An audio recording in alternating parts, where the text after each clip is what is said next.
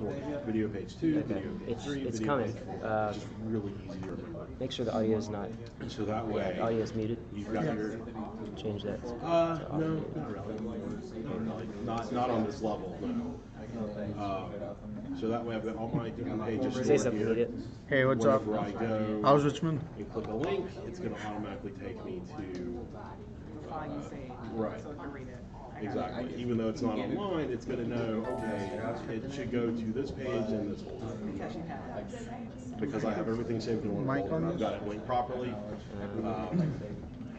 Maybe the mic? Can't hear anything? There we go. Okay. It should automatically go there. And then when I click, and then on your pages, you want to set up a home link. So it's like you do the A rev back to your index. So that way, no matter what page you're on, you can always get back to your main page. It's taking the webcam. So it's really about Let's go. just making sure that no matter what page it is you're on. you always It's want to working. put in a home link. The webcams is, but it looks like this one's not. You always want to So we do probably it need to tell and OBS back to use to that. your home page. Go away. There we go. In A rev, and then you just name it whatever you want to name it. I just put home Settings? simplicity. Does that mean the home links? Yeah. Yes, Where it's that settings, means audio. you're inserting an active hyperlink. So it's something to click on that will take the user someplace. Mic. So since I'm doing a home link, I want them to go back to my main page. Which one do you want to use? That one. Yeah, I want them to go back to my Hello. main page. So every time they click that, no matter what page they're on, it's going to take them home. So that's page 3, take you home. Hey, Richmond. Page 2, take you home. So I think it's neat to do it at Let me the know if top that and the came through. bottom. That way, when you scroll down, you don't have to go all the way back to the top. It is catching. Okay, so you see how I have it right here? When I go to on video, it says it can't play this content. Yeah, you 'cause changed it's the audio. It's a restricted copyright Maybe video. let's So stop the what the stream. user would then have to do is music labels. So he stopped the feed and he started back in. It's only music videos that have that copyright issue. And see, certain music videos aren't viewable in certain countries. So that's Yeah, we can another hear stop Dave made. over Yeah. there. But I mean, you're still doing it right. It's just they would have to click on YouTube to go back to go to YouTube to watch it. Yeah, we got sound. I mean, even in your video, you can see the mic It really is. auxiliary. It's just We got getting your sound. mind around, you know, what it is you want You got to do. okay. And Cool. repetition. Yeah, so we're good. We started or stopped? The stream's off right now. You started. You just click the button. That's a blind that's gonna make your life so much easier. No promise. You're streaming. I am streaming.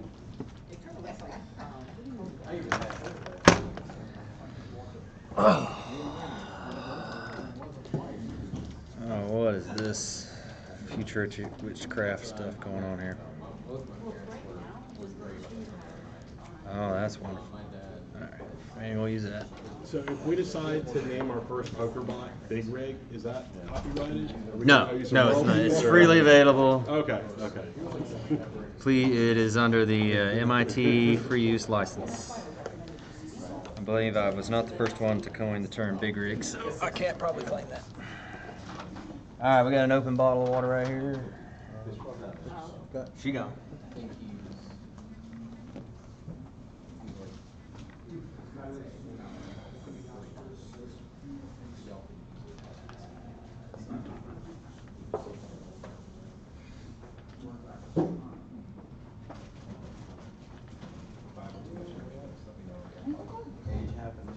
Push her out of the way, man. All friends here.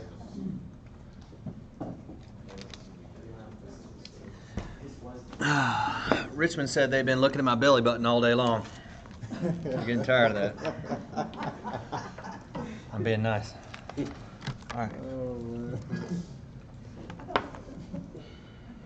Well, now I gotta look at it. Well, the voice carries. It's probably the most important part.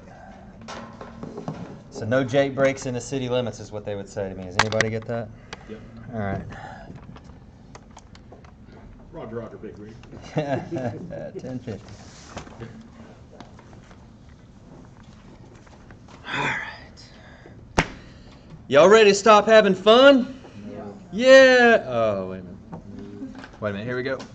Mmm. There you go. How you doing? They're all fake too. Got them all knocked out. Alright. Here we go. Let's figure out how to work computers and stuff. Let me put this in the center. That way I don't look like I'm looking at weird things. Look at that handsome mug. Alright, give me like 2 minutes and finish up with whatever you're doing, because you're going to stop having fun. No more of this video links and HTML. All that's gone. We're going to increase the suffering level by 2 degrees. Oh wow, this thing is awful. What have I done to deserve this? Okay.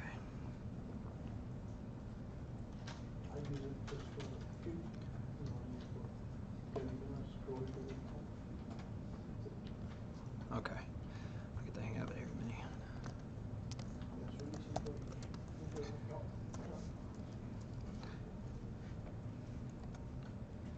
If you got a working folder, you need to go ahead and create a JavaScript folder in that working folder.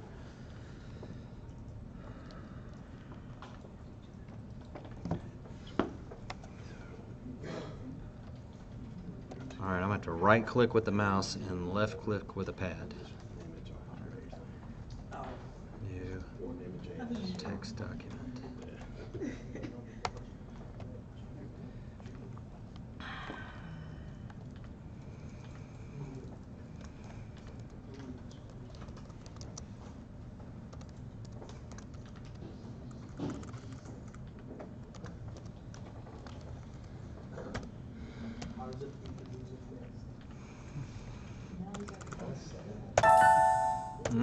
Yes, I do. Come sit with me.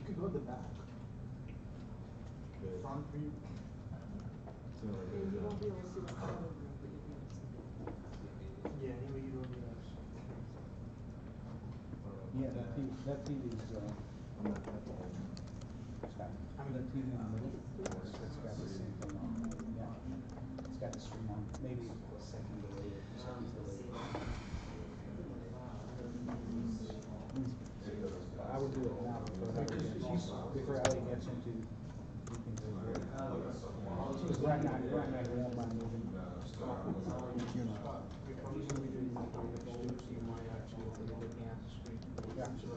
Yeah, I ain't gonna be doing no work here for a minute.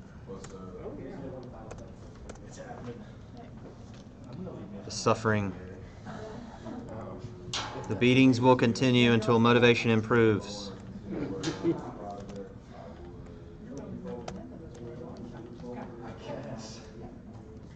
I've seen way too many movies. Yeah, come on. It's silly. There you go. Do all my work for me. Come on. You know, like my salad this is gonna stay over here.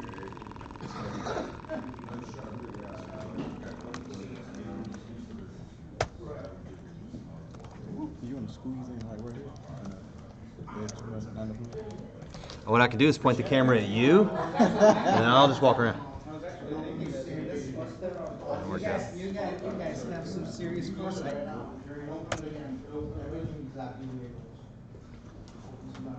Alright, if you ain't doing what I'm doing, you're wrong. Go ahead and get yourself set up for success. Create a folder, put a file in there, get your HTML in there, get your head in there, get your script in there, get your body in there, go ahead and make it happen. You need to be using your most favorite editor in the world, which is what, VM? I don't know. My most favorite editor is the guys that work for me to do all the work for me and I don't have to do anything. That's my favorite editor. His name's Kelvin. He's actually right here. I can chat him here real quick. No, that's when you use an editor, because the minute you type HTML, the whole thing goes on. Yeah, watch this. I'm gonna do P. Bam! And you want to change the scale to... Oh yeah, you know what? My bad. I should have remembered that. Oh, this thing. The mouse deals.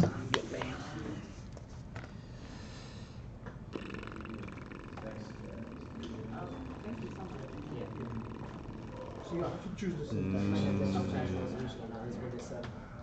Hey guys, just one thing. If you're using Sublime, make sure you select the syntax as HTML. Otherwise, there's really no point using it.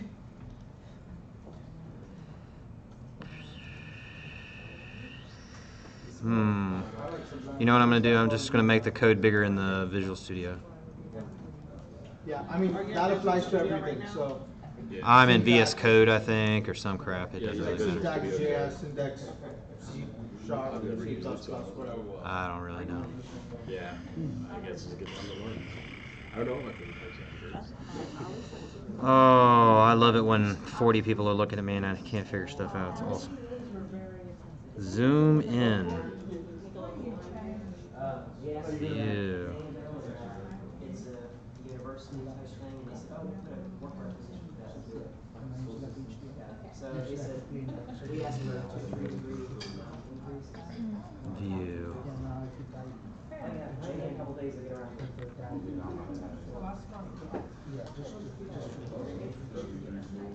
Try to make it zoom or something? I zoomed it in. How do I change the white background or something like that? It seems like there's something like that I can do in here. Toggle. I wonder if I can click on it. Format document. Nah, that's not going to do what I want it to do. Well. Alright. Good enough for government work. I can see that. We can turn lights off or whatever. I'm just going to talk for a minute. Or a couple of lights off. Do you have to do the syntax for that before it's already? Everybody good with that lighting structure? Like, do you have to do Is that better, worse? All right, for right now, Visual Studio?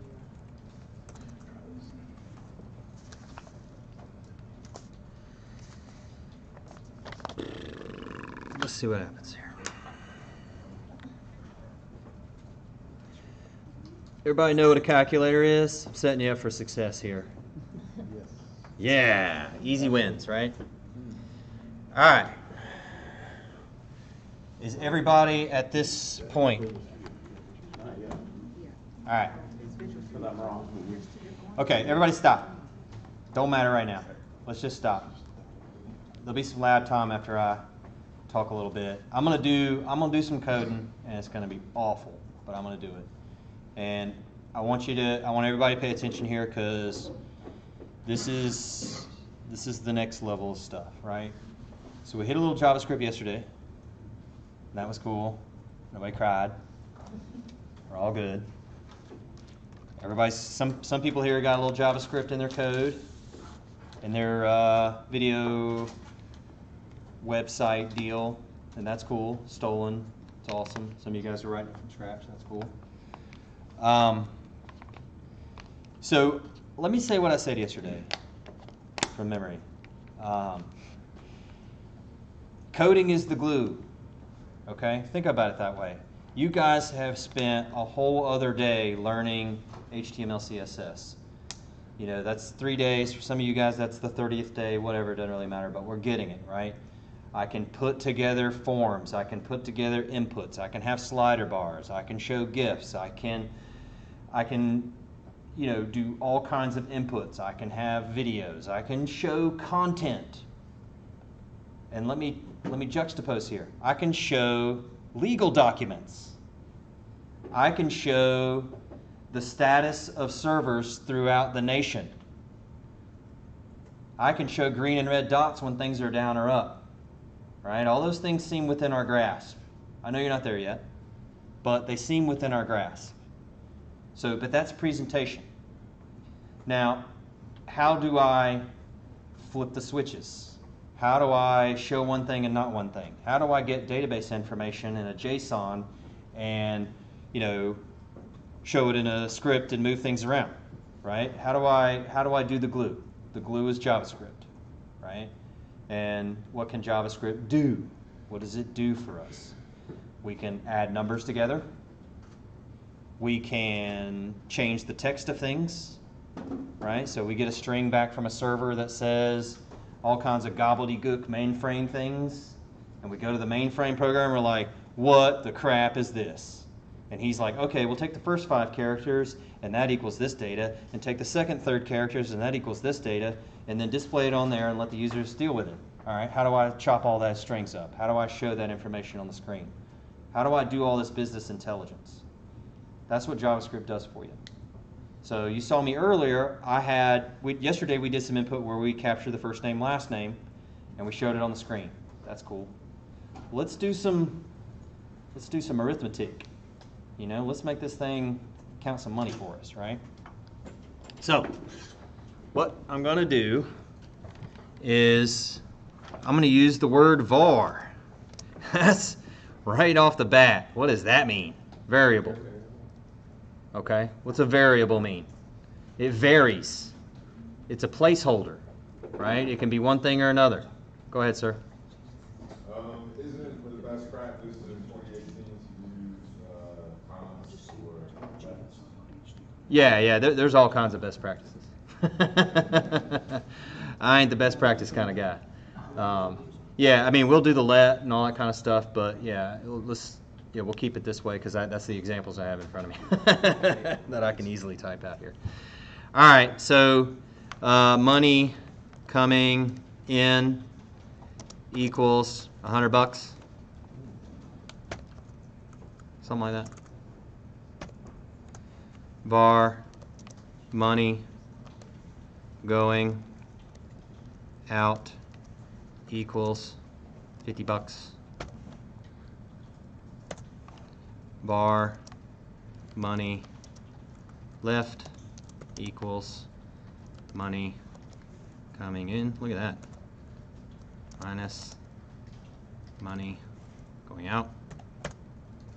All right. This might work. I don't know.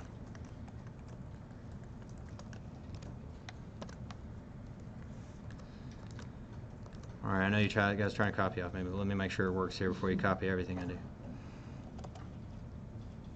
You never know. And I got mouse problems. Good. All right. $50. Hey, first time go. I like it. I'm programming now. $100 minus $50, and the page tells me I got $50 left. All right. Cool. Let me write it another way.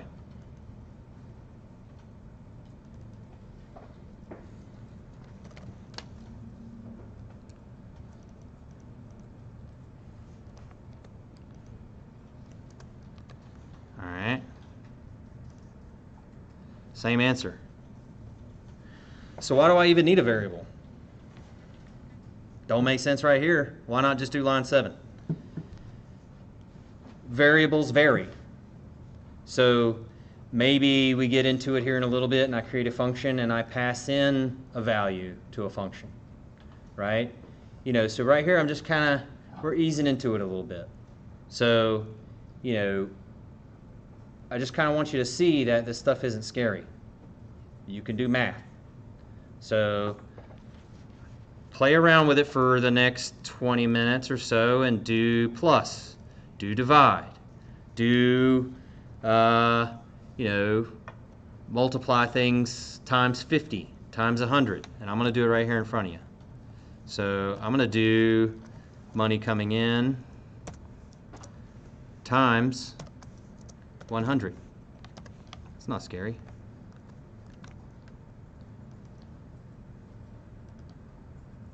That's a lot of money.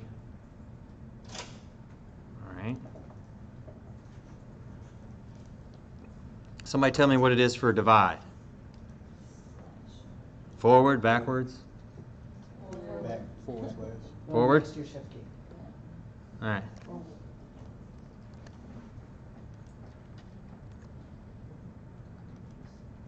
One.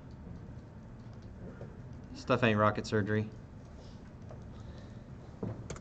What else we want to do? Multiply.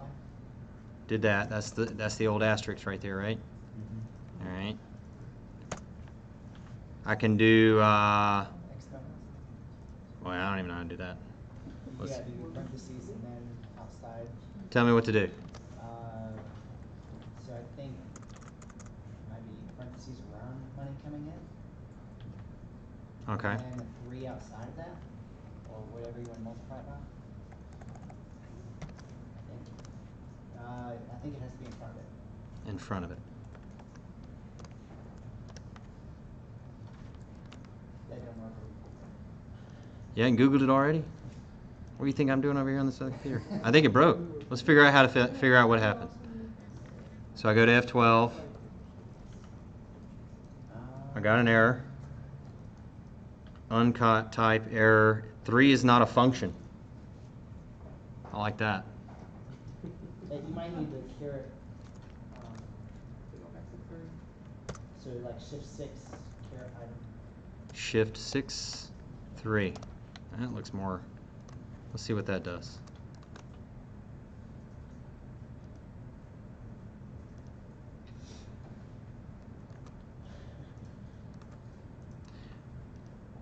All right, Google it for me. We'll figure it out. What was the question?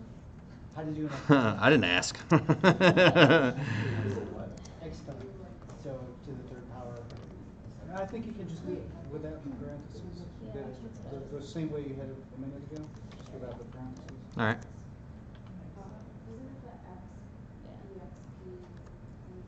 Well, every time you do that alert message, first it was 103, now it's like 3192. Let me. Math is somewhere. There's no. Yeah, I don't think so.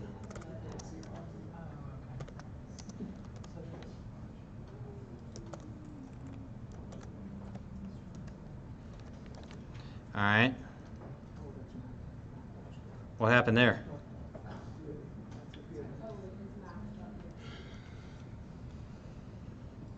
What'd I do wrong?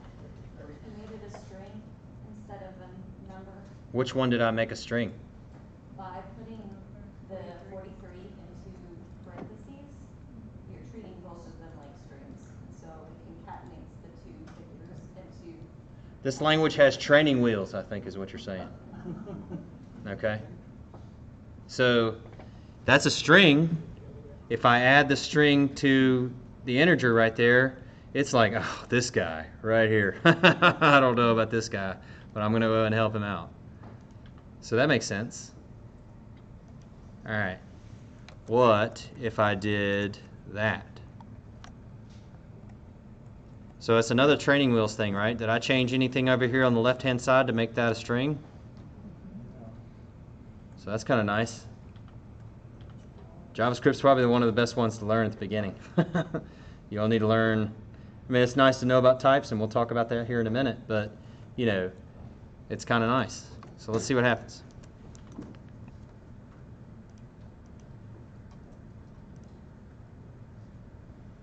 Nothing. Same thing. So the plus sign added two numbers together, but now I got two strings. So they put them together instead of adding. Anybody know the word for that? The $5 word? Concatenate. Yeah. So that's pretty common among languages right there. You're going to see concatenation. So if I need to combine first name and last name on my HTML document and show that, I'm going to concatenate the strings together. I might get those two strings back from the server, right? From the database. And hey, I want to say, welcome to my website, big rig. And I need to put those together, right? So that's something to understand. All right, let's go back to, let's do something else weird here. All right. I'm in love with this machine. All right, I'm going to change this back to a number. And if you're doing your own thing, you might want to watch this one because this is going to get weird. All right, get rid of this right here so it's not confusing. Anybody have any thoughts? Increment. Anybody have that in 8th grade language, which is where I work at? Yeah, it's for self. Yeah? Anybody else? It should be, yeah. What's it going to be? 200 or 101? 101. 101. 101, airborne. All right, let's see what happens.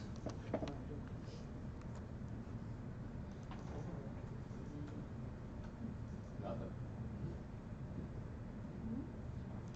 All right, that's probably not a great example. Let me put it up here.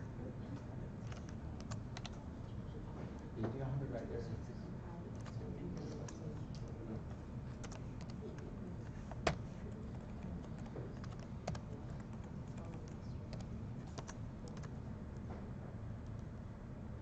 All right, that wasn't a great example. I apologize. That makes more sense. Increments after, it doesn't matter. We'll skip over that. I'll confuse you. So what I'm doing there on line 6, why did programmers create that? Here's the other way. The answer is always laziness. All right, so it's not always laziness, but it's really funny to say that. That's the other way you'd have to do that. So why did they create that shortcut? Anybody have any thoughts? You have to add 1 to variables a whole lot of times. It happens a lot. Think about, you're going to loop through some stuff and you need to count it, right? That's kind of where that comes in a whole lot. You need to count things. Say it out loud, loud and proud. And this way they can do it before or after by choosing where to put the whole class. All right. That was my mistake, wasn't it? So if I did plus plus right there, get rid of this line. Hopefully, I'm not losing my mind. It works. So, let's not think about that for a minute. Let's not think about that. Let's wave our hands, okay? Let's wave our hands. Everything's okay. Don't panic. This is not the code you're looking for. All right. Don't worry. Okay. So, it's okay. We're going to do that. So it's kind of like in Excel when we have a number and you draw down that far right corner and it just increments it by 1. Sure. There is a function in Excel to do that. That's very good. It happens a lot in programming. So, you know, that's a pretty obvious one. We're starting to see the patterns in the matrix, right?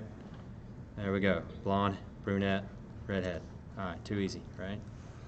All right, let me get my examples together here. All right. I'm going to write something wild. I'm going to do some equals itself times 100. Anybody ever been to 8th grade math? Algebra, pre-algebra? Sounds good. I don't know what 8th grade math is. Please excuse my dear Aunt Sally. Oh, yeah. Planets equal, I don't know. Well, there's all kinds of mnemonics there. So, you know, all languages kind of work this way. They kind of have that please excuse my dear Aunt Sally stuff, right? Parentheses, exponents, multiplication, division, addition.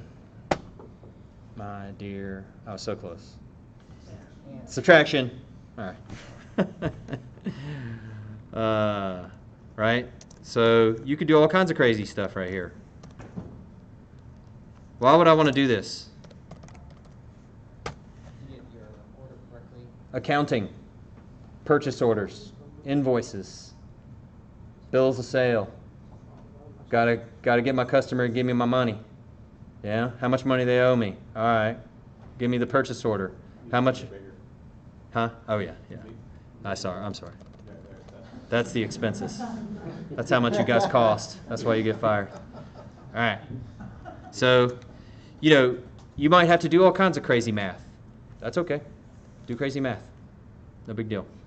So how do we, you know, we get slapped with some math stuff. What do you think we need to do? Google it. Right? I mean, we can do multiplication, we could do division. There's no math problem I hadn't been able to solve.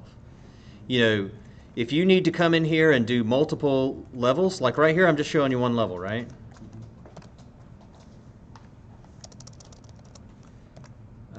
If I can copy paste correctly with this brand new keyboard. I'm going to switch laptops every time I give a discussion. That way I can just make it.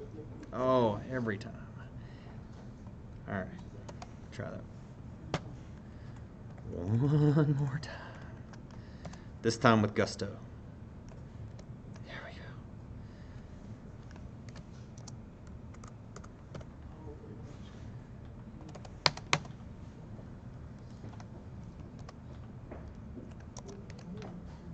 So I can do multiple, on a calculator it makes sense, right?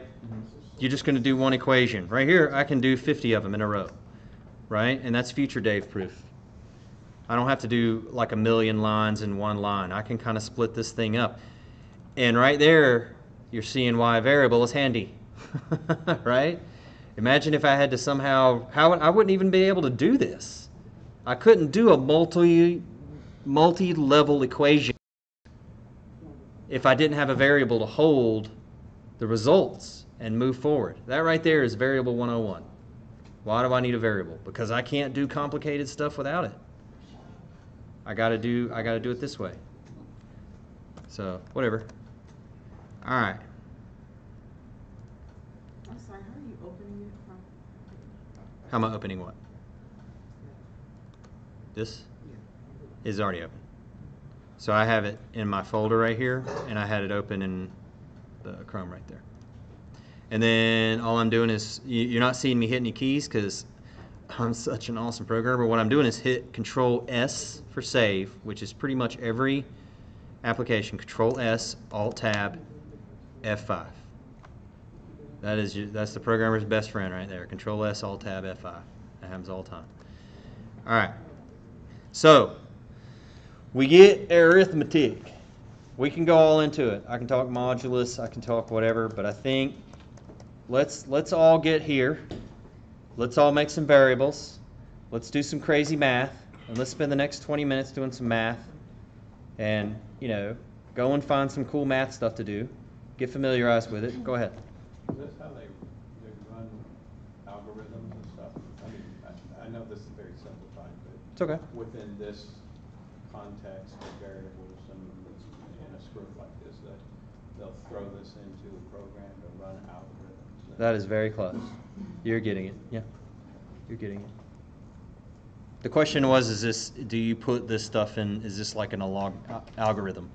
And for me, algorithm is like a piece of code that does a calculation. It's like a code calculator. And yeah, this is a piece of code that does a calculation. We can wrap all kinds of fancy things around it, like functions and JSON and going out to the database to get the information. But at the end of the day, this is how you tell the boss how much money he needs to pay you. This is how you get the fractions of the cent in Superman 3 and put it into your bank account. All right, too many movie references. All right, play around with it for the next, let's say, 10 minutes. So let me get set up for strings, and then we'll get set up for strings. So, guys, I really want you to make some crazy equations. Use modulus. Use multiple variables. Do some division. That gives you the remainder, by the way, modulus, not the actual number. So we're learning a lot of things right here. I don't want to go too fast. Too late. Welcome to the suck.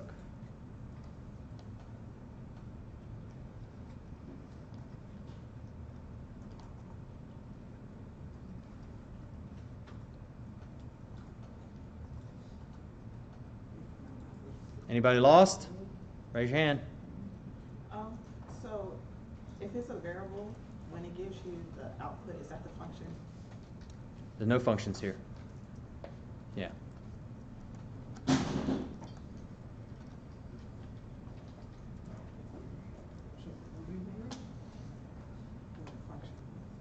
No, that's not a function. You create a function where you're going to use it again and again. Would you want to put 50,000 lines of code again and again? Exactly. So put it in a function and call that function every time you need it. So money coming in is a function. No, that's a variable. You see, because it's money coming in, it's storing 100 in it. So how does that function? A function is when it's got lines of code in it and it's doing something, do other things. That's probably not the way that's way to explain. What's the question? So she's wondering why money coming in is not a function. Money coming in is a variable that is being filled by $100 or 100 pesos or 100 rubles. Okay, it's just a variable that holds things. Basically, at this point, take the word function and remove it from your brain, and just try to understand what variable means. I would just let's crawl, walk, run here just a little bit because it's going to get even more confusing if you don't really internalize this piece. Who understands? Who has a question about what a variable is? Is a placeholder to hold things. I'm holding 100 in the word money coming in. Because of the equal sign. Yeah, I am declaring it. I'm setting it equal to 100, and that is holding the value 100 in that. Think of it as a word. I could say all kinds of fancy programmer stuff, but that word is holding the 100. And if you ever use that word anywhere else, like I'm doing on line 7, the same word holds the 100. So 100 equals 100 times 100 times 40. Well, say I'm set on 7, I'm setting the word money coming in equal to the word times 100. So I'm like multiplying it by itself, right? So think of this as basic math. You know when you do let. It's algebra. So money coming in is 100. On line 5 it is. Let me simplify things here. Let me simplify things because sometimes the actual code can get in the way of understanding. Yes, sir. Go ahead. Another way I've said it is I've had to do several different explanations that says the same thing about what a variable is too. It's always worked finally if you say a variable is a box. And 100 in this case, you put the 100 in a box. It stays there. It's not going to do anything. On line 7, money coming in on the right-hand side, all you're doing is going to look in that box. What's in there? It was 100. Because on line 5, he left 100 in that box. And he's going to do everything on the right-hand side equal, and put it on the left-hand side. So he took 100 out of that box. You got a 10 just sitting there, 110. You take all that, put it into the box. You go down the next line, 8. What's left in the box from line 7? You got 110 in the box. That's how you read this stuff. It's a box. Like a wallet storing money. Yeah, this gets a wallet. Yeah. You have 100 in it, then you get $10 more from your paycheck. Put that in there, 110. But honestly, think about it. I don't know, math-wise. Yeah. I mean, it's X. You've seen this before. Just because I name it something special, it's no different than using X. There you go. That's what I was, But because I'm a programmer, I want to make my code as readable as possible. So then I change that X into a human readable word. And that's just a programmer trick so that I know 500 lines down after I've forgotten everything why I'm using that or what I'm using that X for. Because X is not going to make sense in 300 lines. You're going to forget what X is about. Money coming in makes more sense. Okay. So you got that? yeah, so X equals 100. Because Yeah. of line 5. Perfect. Yeah. Variable is no different than when you learned in 8th grade algebra. Just placeholder. Yeah, I mean, think of 9 and 11 as like fixed.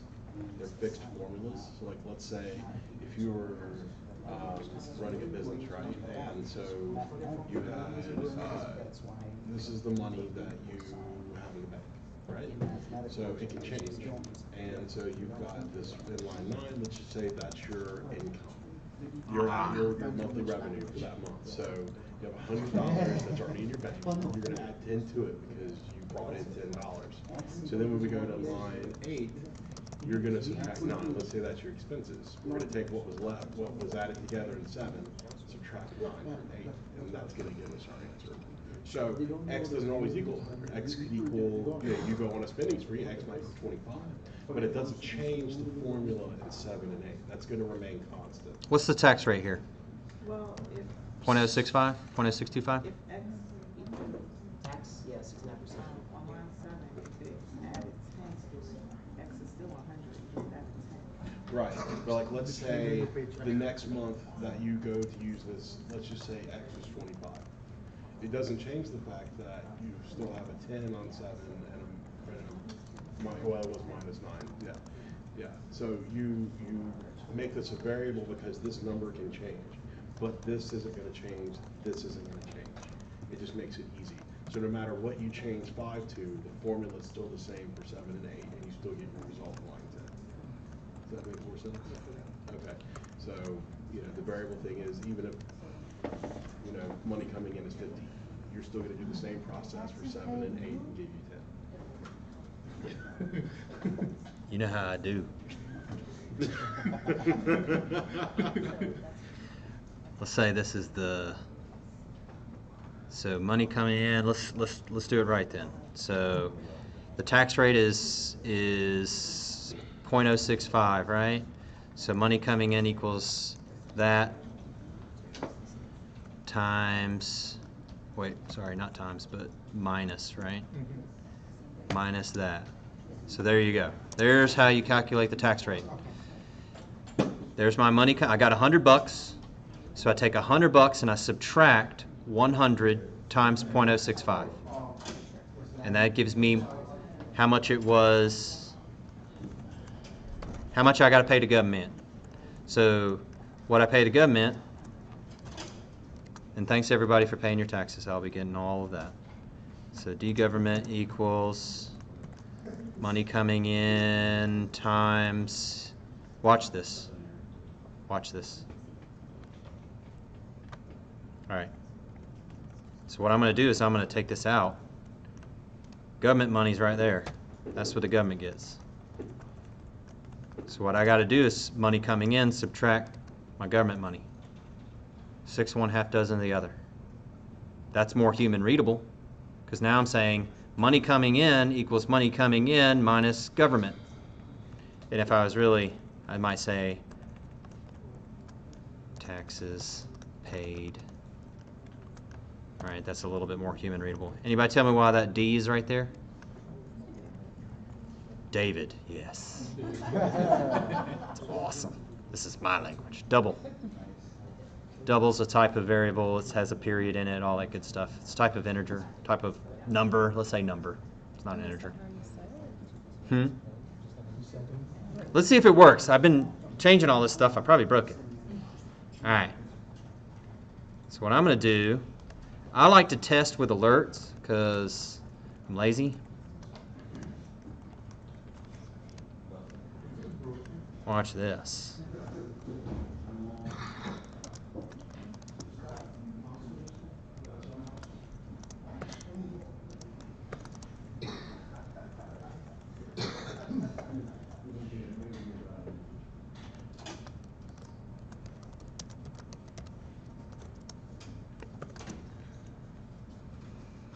Alright, Control S, Alt Tab, and away 6.5.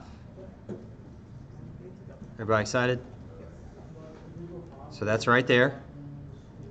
Right here, D, taxes paid to government equals, I probably don't need these parentheses, right? That's a little extra. But it didn't hurt anything either. Money paid, there's my alert, money paid to government. And what am I doing right here again? Concatenating. And then right here, why, you know, that variable right there, guess what? I might need that variable to push that back to the database so that I'm tracking individually how much taxes I paid. So I put it in a variable, I can use it in all kinds of different places, right? That's a useful thing. I hit OK. Now, money left $9.15 because I subtracted the taxes from the money coming in. We're programming now. So to set a variable as a double, you put the D in front of it instead of doing it the way you did. Nah, that's just a programmer trick right there. That's just a way for me to know as I go through my 5 million lines of code, I don't have to scroll all the way to the top and figure out what type of variable that was. Of course, that doesn't matter as much in JavaScript, but we won't get into all that. You're gonna, you're going to be bombarded with language stuff. I want you to understand the concepts. So who doesn't understand what a variable is now? Who doesn't understand a variable? All right, you're all hired. Let's do it. All right, next. Pencils down. All right. Bye. I know. Anybody need 2 more minutes to get it? Are we all good? I just want to. How are we, I'm not monitoring. Nobody is. The Slack channel. Richmond, if you're there, I'm sorry, but we're moving on. That might not even be streaming. All these jokes are for nothing. No, it's good. No, we're up. We're live. All right, we're moving on. Everybody good? Good, good, good, good. Sounds good. All right. Strings. So, string and string manipulation. You need to know how to get your taxes paid, right? That's important. Let's not get confused here. But anything that you're not, I think the database rule is, but most everything, there's all, let me say it this way. You're going to do a lot of string stuff. Lots. You're going to be splitting them up. You're going to be having arrays of strings. There's a little keyword there. You're going to be finding places and parts and pieces of a string. You're going to be doing all kinds of stuff. So, string manipulation is very important. And guess what? You do it in all kinds of languages. You're going to do string manipulation. So, what I'm going to do is var str David's name equals big rig. All right. Now, what I'm going to do is very simply length. Let me get some space out of here so we can see both screens. All right.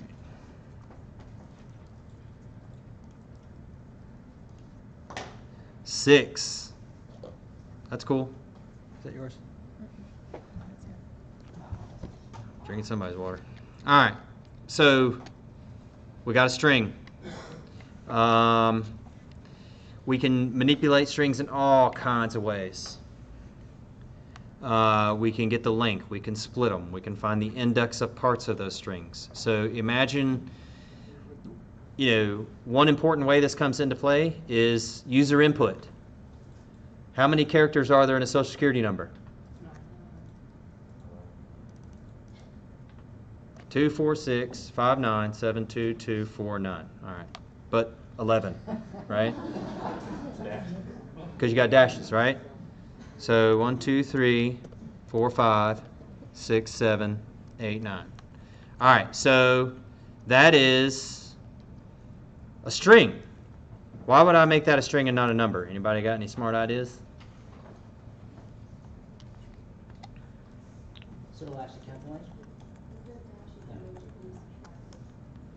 There's non-numeric characters in there. Right. Don't change it. So you won't add anything to it. Anything you ain't doing math to is a string. Yeah, so I ain't doing no math to Social Security numbers ever. I might encrypt them, which is fancy, but I'm not going to do any math. I'm not going to add a number to this, and instead of me getting my Social Security disability, some other dude down the road's going to get it. Nah, I ain't doing that. So, that's a string, and that's a very popular business thing to happen. Think banks. They probably deal with Social Security numbers quite a bit. So how would I know the last 4? Isn't that a pretty popular thing? You take a string, you got your Social Security number, but I need to find the last 4 digits.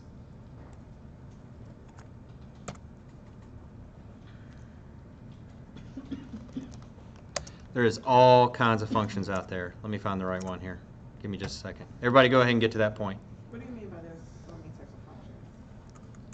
of All right, there's all kinds of string functions, like length is a function of a string. Give me the length of this string, like this right here.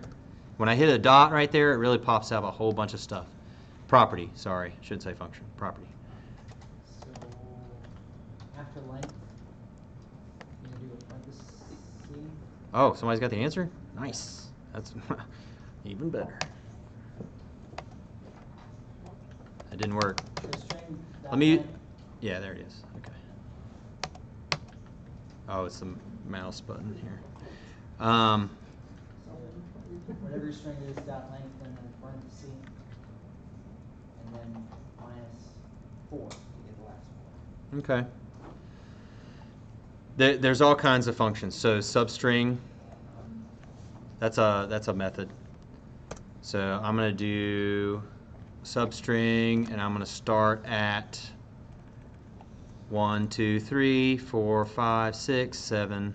I'm going to start at the 8th character and go to the 11th, maybe? Let's see how that works. Usually I'm off on my indexing, switching from language to language, but let's see how I do here. 7, 8, 9, so I need to go back 1 character.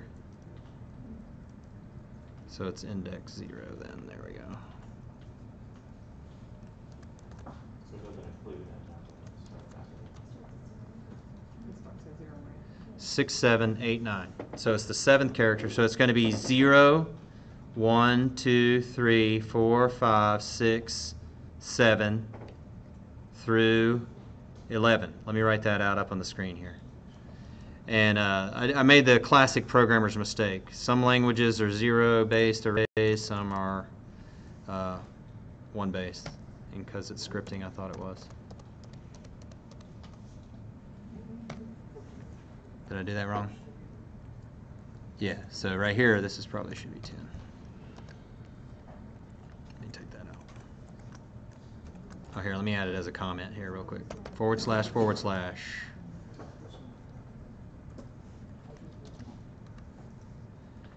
All right. 6, 7, 8, 9. So 7 through 10. Now, I gave away the answer to this already. Why does this substring work? Anybody understand what's going on with this 7 and the 10? What's happening? It's a range. It's an array. It's treated like an array. Could be wrong about that, but I'm going to go ahead and say it that way, just to make sense. So, give me the 7th character through the 10th character. So, what substring is doing is it's taking that string and it's splitting it into different slots. 0, 1, 2, 3. It creates 11 slots, and it puts each character into those 11 slots, and it finds the 7th slot through the 10th slot, and it shows it up. Does everybody see why I would care about this? Go ahead. The second number should be how many characters you want, not the last. Oh, did I do that wrong? Ah, shoot. Thank you.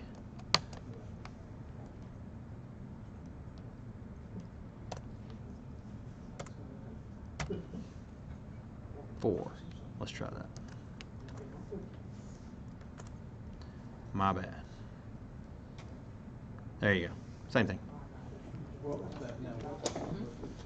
So what she said is that I was absolutely wrong, which happens 45 times a day, that the second parameter of the function is how many characters you need, not the actual end, start and end. Yeah, I was thinking about it. Had there been more numbers? First one is where you're starting. Number of error listed 11. The numbers you want. Yep, it's where you want to start in the array and then how many numbers you want. So, my bad. So if the variable is like an X, what is the string like? What does that mean? Variable is in the X. The variable is string David's SSN. Well, I mean, like, you know, what's a string? What does that really mean? A string is a list of characters. Okay. You see how I have this social security number right here in between quotes? That is a string.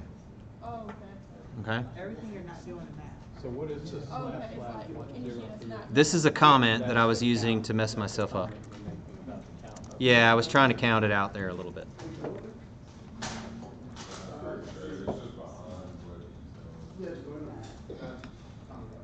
That's why I totally agree with you. Hey, I can only see now.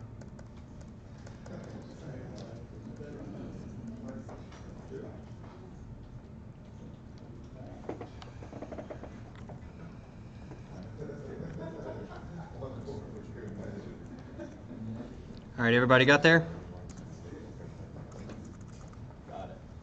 All right, David's SSN. There's gonna be a whole lot of people filing these taxes next year.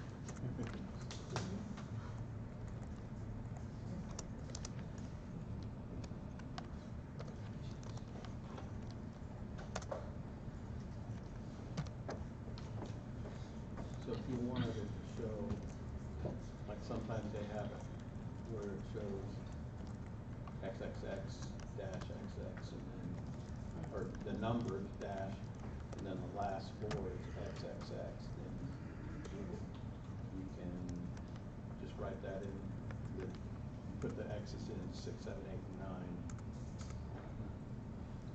9. I've got a question for you, David. Give it a shot.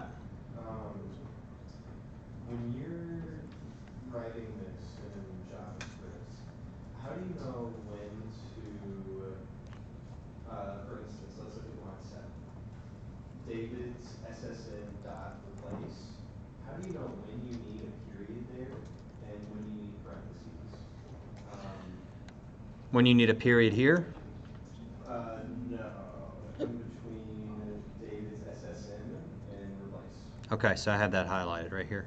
Is this the piece you mean? Yes. So, okay. I guess I'm wondering, like, when you start to do longer ones, how do you know when to put in periods and how to separate that? Okay. The question is when do I know when I want to use that period? I think the answer is I always want that. You know, that's how I get my that's how I get my properties, that's how I get my methods, that's how I get everything that shows up right here is by using that period. If I want to concatenate it, if I want to find the character at a particular place, if I want to do anything, I need to hit that dot. Is that kind of what you're asking? Yeah, so what's the difference between the replace and then the alert? Okay, so the alert is a JavaScript function that is built into the language. You know, a language, you know, I don't know what generation of languages we're on. We're probably on like our 5th or 6th generation of languages. Do y'all know where languages started?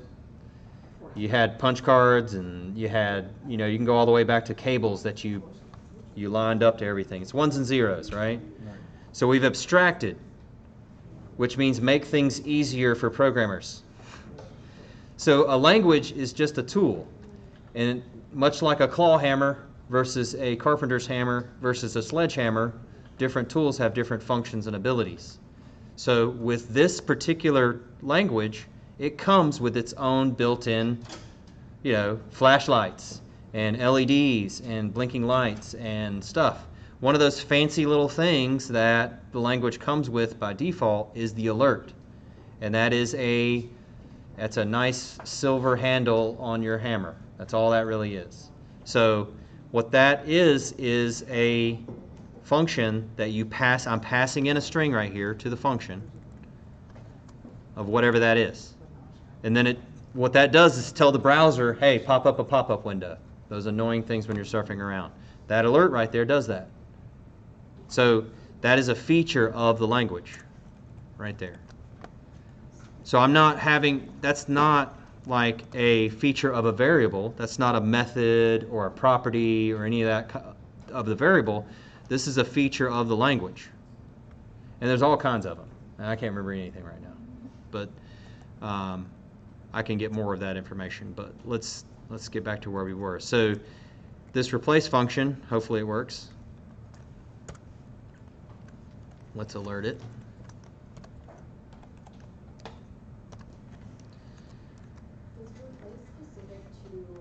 Is like dot replace specific to only strings? In JavaScript, I would say, yeah. I mean, I don't think you're going to do a replace on much else. But the thing about JavaScript that's going to be weird when you get into C sharp, which I think is what we're getting into, right? We get database first, we'll get there. Yeah, so when you get into C sharp, which is coming, it's strongly typed. This is not strongly typed. It's a scripting language, which means it's meant to it's not meant to be this, but in my head it's meant to be fast and quick and easy and in the browser.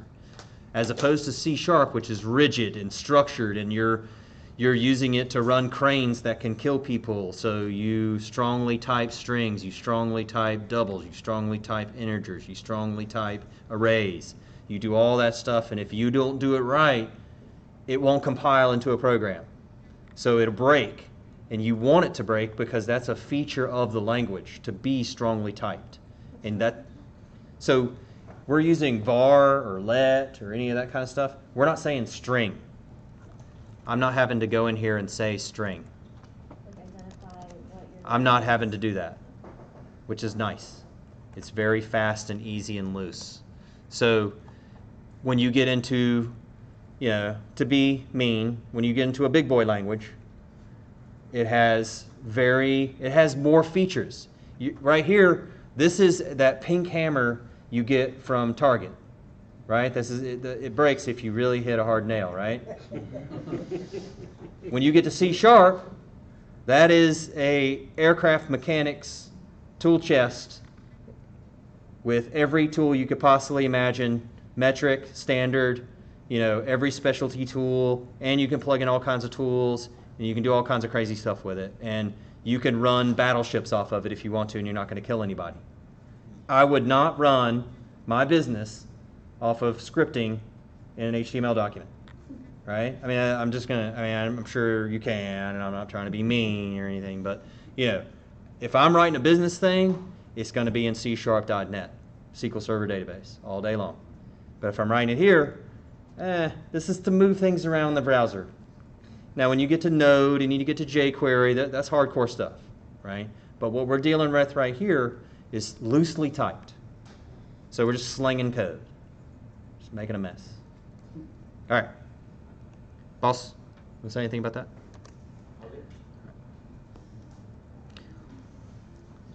I just want to, actually, Yep. everyone needs to understand exactly what he's going over. Because if you get lost here, you're not going to catch up. You need to understand these because we're building on those. And they let the dumb guy talk about the easy stuff. Okay? So replace is a method, right? That's running on David's SSN. Close enough, yeah. Is it? Sure. It's doing it, right? It did it. Yeah. Okay. Yeah, try not to, I say this and I'm wrong. I know I'm lying to you right now, but try not to read too much into it, right? Don't get hung up on the semantics. Is it a function? Is it a method? Is it a property? Right now, just kind of get that the language has features built into it. And you need to do step-by-step, like hardcore language learning, which means understanding that there's such a thing as a variable. There's such a thing as methods to variables, properties, all that kind of stuff. All right, who is not good? You need to say something and do not be shy. You will fail if you are not good right now and you do not say something. You will fail. Raise your hands. Okay. Go ahead. We need some help over here. Who else? Don't be shy. So You want us to get this. does everybody? Yeah. I'm wondering if everybody knows what the different types of variables there are. Yeah. So we got. Let me pull it up right here. I can get the list, so I don't say anything wrong. All right.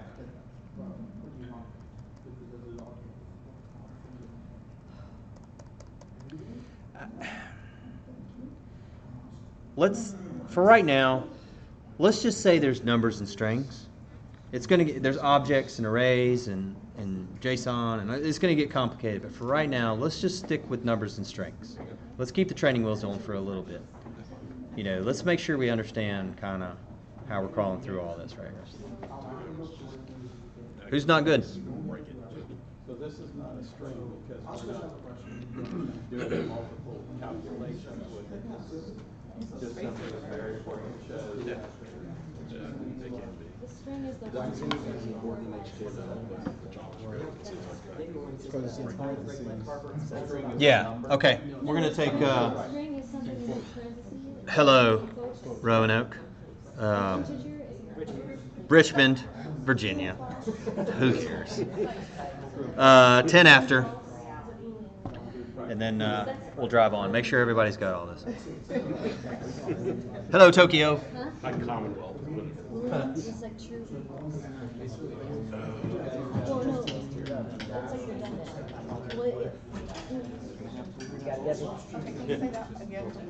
Yeah. So. Y'all good? That David just said, so it's in quotes. That means you can put anything in the screen. Like you can put, my dog's name is Joe. Basically, it's just a function attached to the string. Yeah, that really is. It really is. Now, is any kind of like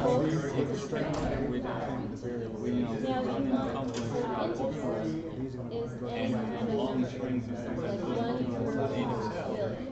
At least that So part. there's no I don't think it will be. Now, the part is like, right.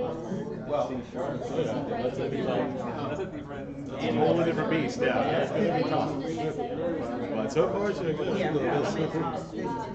Okay, if you wrote that, like if you took out the quotes, it'll change. Well, if you took out the quotes and It'll change to an integer. yeah, and it changes color. So yeah, you kind of like it kind of helps you out. This is a different kind of variable. So far the only ones us to know just strings, integers, and that's it so far. Like you'll know like Boolean. What is that?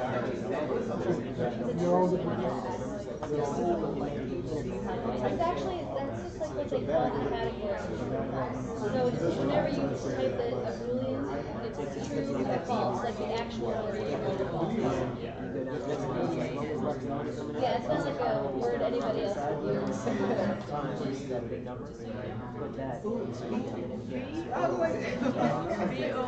It's like clean, L-E-A-N.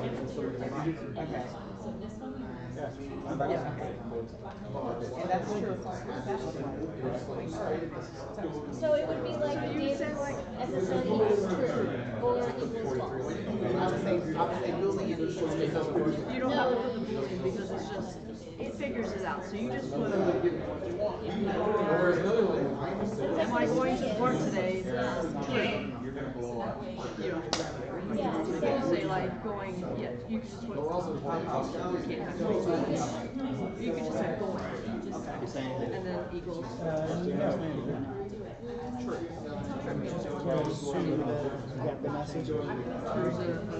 They said the stream was getting chopped. Oh, well, that sucks. And then later you can say, if this is true, I'll change it, or.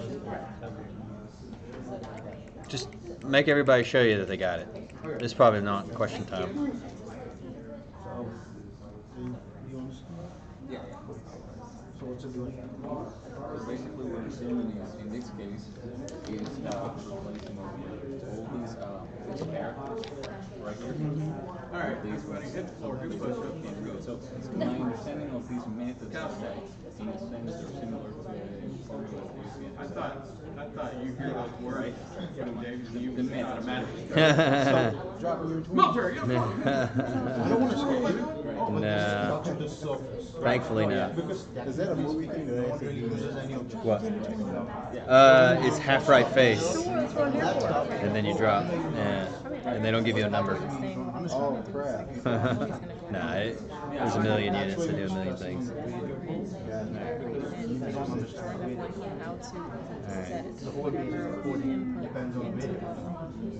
Anything you do after that. Right. I'm not sure how you. Like how to set it. So I'm not sure how to, like, did you want it to pop up a thing and ask you, or did you just want to, because it's easier if you just put a box on the page.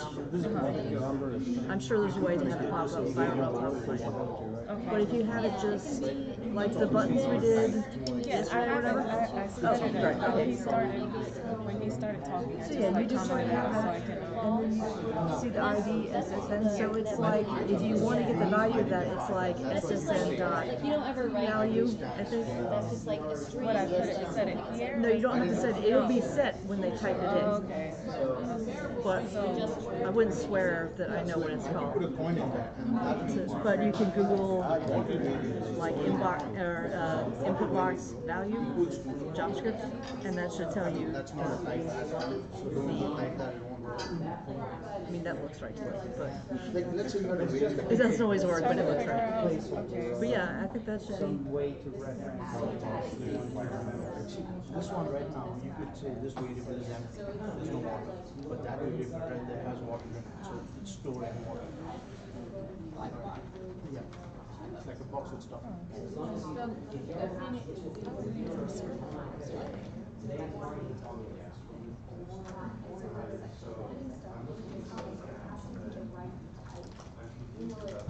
Yeah, make sure you get that because you don't just ask me again. The way it is to comment out HTML and the way to comment out JavaScript, I don't think are the same. And left it for tonight. But you know what time? As long as it's straight. Yeah, that changed. You can just take out the alert, like just comment out the alert part, because it doesn't really matter if it's doing the calculations as long as it's not bothering you about it. No, but that's what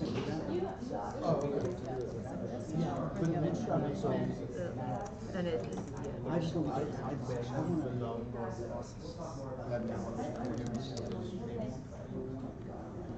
no, I have someone over there trying to do the other person's doing. Yeah, hold on. did it give you an error? No, it didn't. No, I don't know, it's not, you know, what happened with coding? No, I'm not blaming you on it, I'm saying, oh, it's not true, let me see what it's doing. That's the reaction of the Yeah, but it's possible it's not named out value, I may have gotten that wrong. I forget. You did say Google. It's like input box, value, JavaScript or something, and it should, there should be a bunch of those. Yeah, I looked up. This minus this. Value. And the JavaScript for that. Almost like this. He was answering. But because you copy paste that function. It's either an object or. Oh, yeah, you can't No, just. it was No, no, you copied it off HTML. Cause it, yeah, yep, do that, that'll do it. But to fill out, it looks like, that's unless, so if I click the computer and just playing around with it, I know in a second it's from. Because we see the code. No, no, even without doing the code, I can. So Bootstrap is like, like templates. Yeah, it's basically a design well, kind of. Put together, that means a lot more, that is just the basic of it. That's what we used to get into coding, we don't start on that, that's just to make that thing clear. But it's a lot more after we decided to do that you will take too long to do it. So like, let's say I can do it. You know what I mean? So it stores like 20,000 there. If I think about it, if I can manually take too long. So there's the simple image response. It will manage the image on its own when you resize. I will not do anything. Now imagine if you create a CSS for each device at one time. Oh, no, that's where I was going there, that's what you, yeah, I'm sure there's a lot.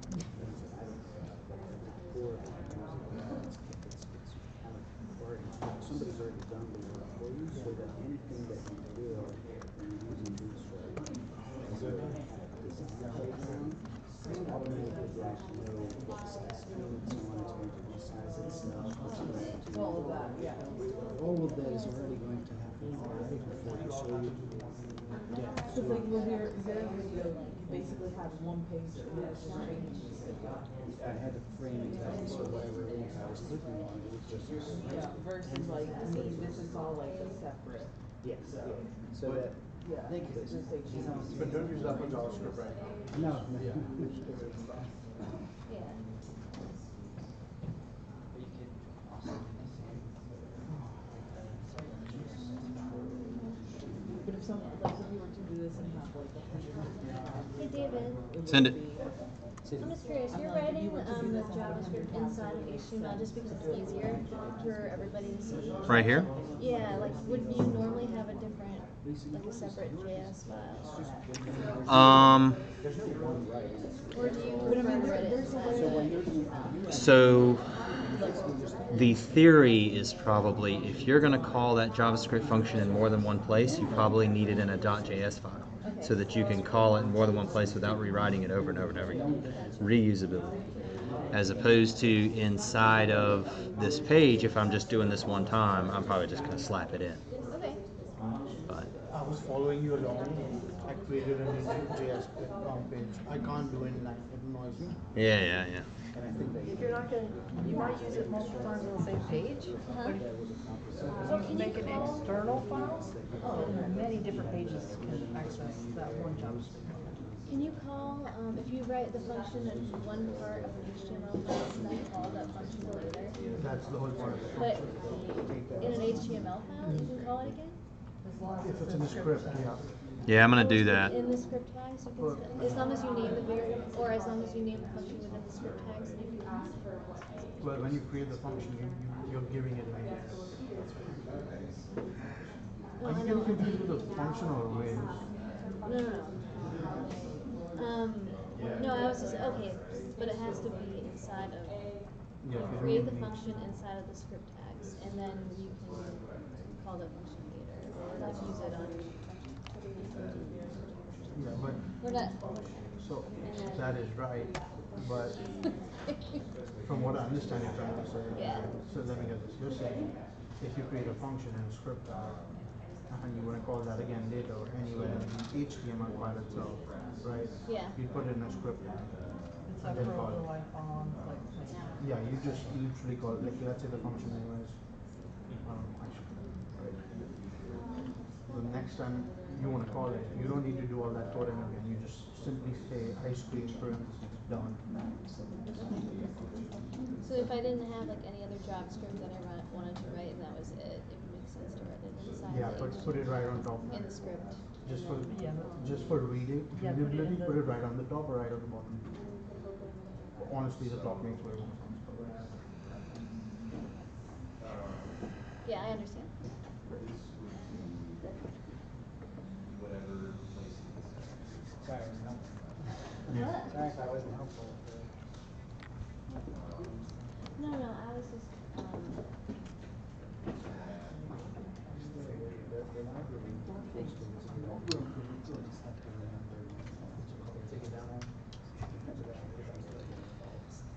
Let's keep this.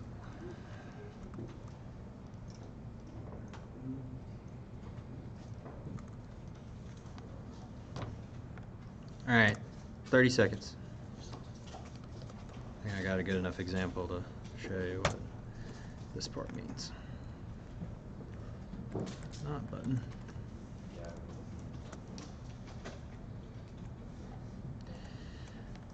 Someday I'll remember how to do this stuff.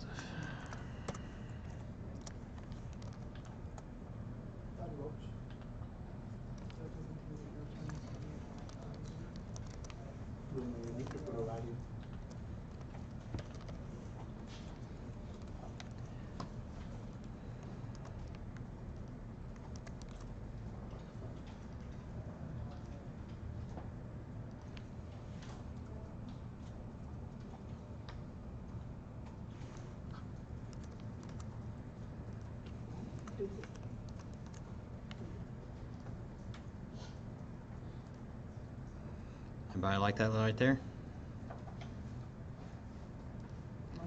Who knew Internet Explorer was like a whole big integrated development environment? Can you also put a stop point in the columns instead of writing the breakpoint? Breakpoint. You can do that in your IDE stuff if you want to integrate everything. You know, I don't know. There's probably better ways of doing this stuff, but I do it the dumb way. And I like. Here, you just click to the left Yep. Stop line. Why would you put a stop So you inside? plug it. Let's try it. It's a good question. All right, let me go back over here. You want me to take this out? Bye. Miss you. All right. So now, do it on yours. Have you got the debugger? So we're used to this screen right here, right? Sources, JavaScript, right click. Maybe I need to reload that.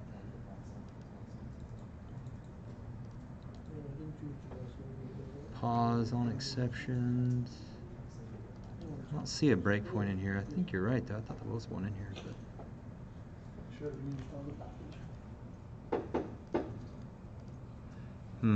do you know how to set a breakpoint in this thing? It doesn't let me do that. I tried F9. You might have to do it between 9 and 10. And nothing.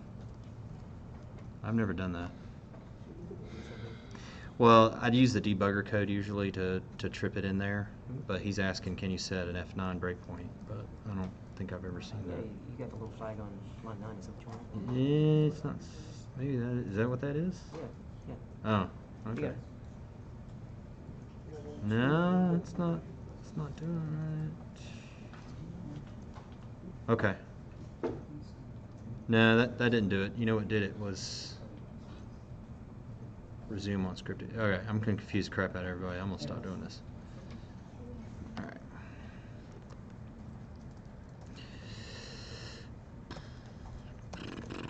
All right. All right. Let's do. Let me make sure this works here real quick. Give me another 30 seconds here. I got sidetracked. There we go.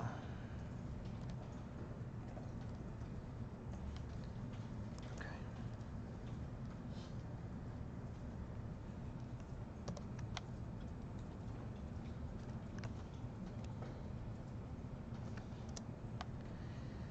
All right. Take this space out here.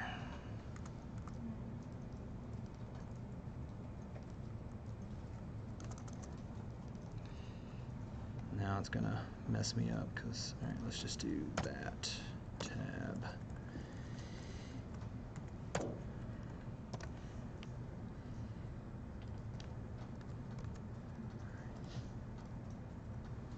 And of course it hates me.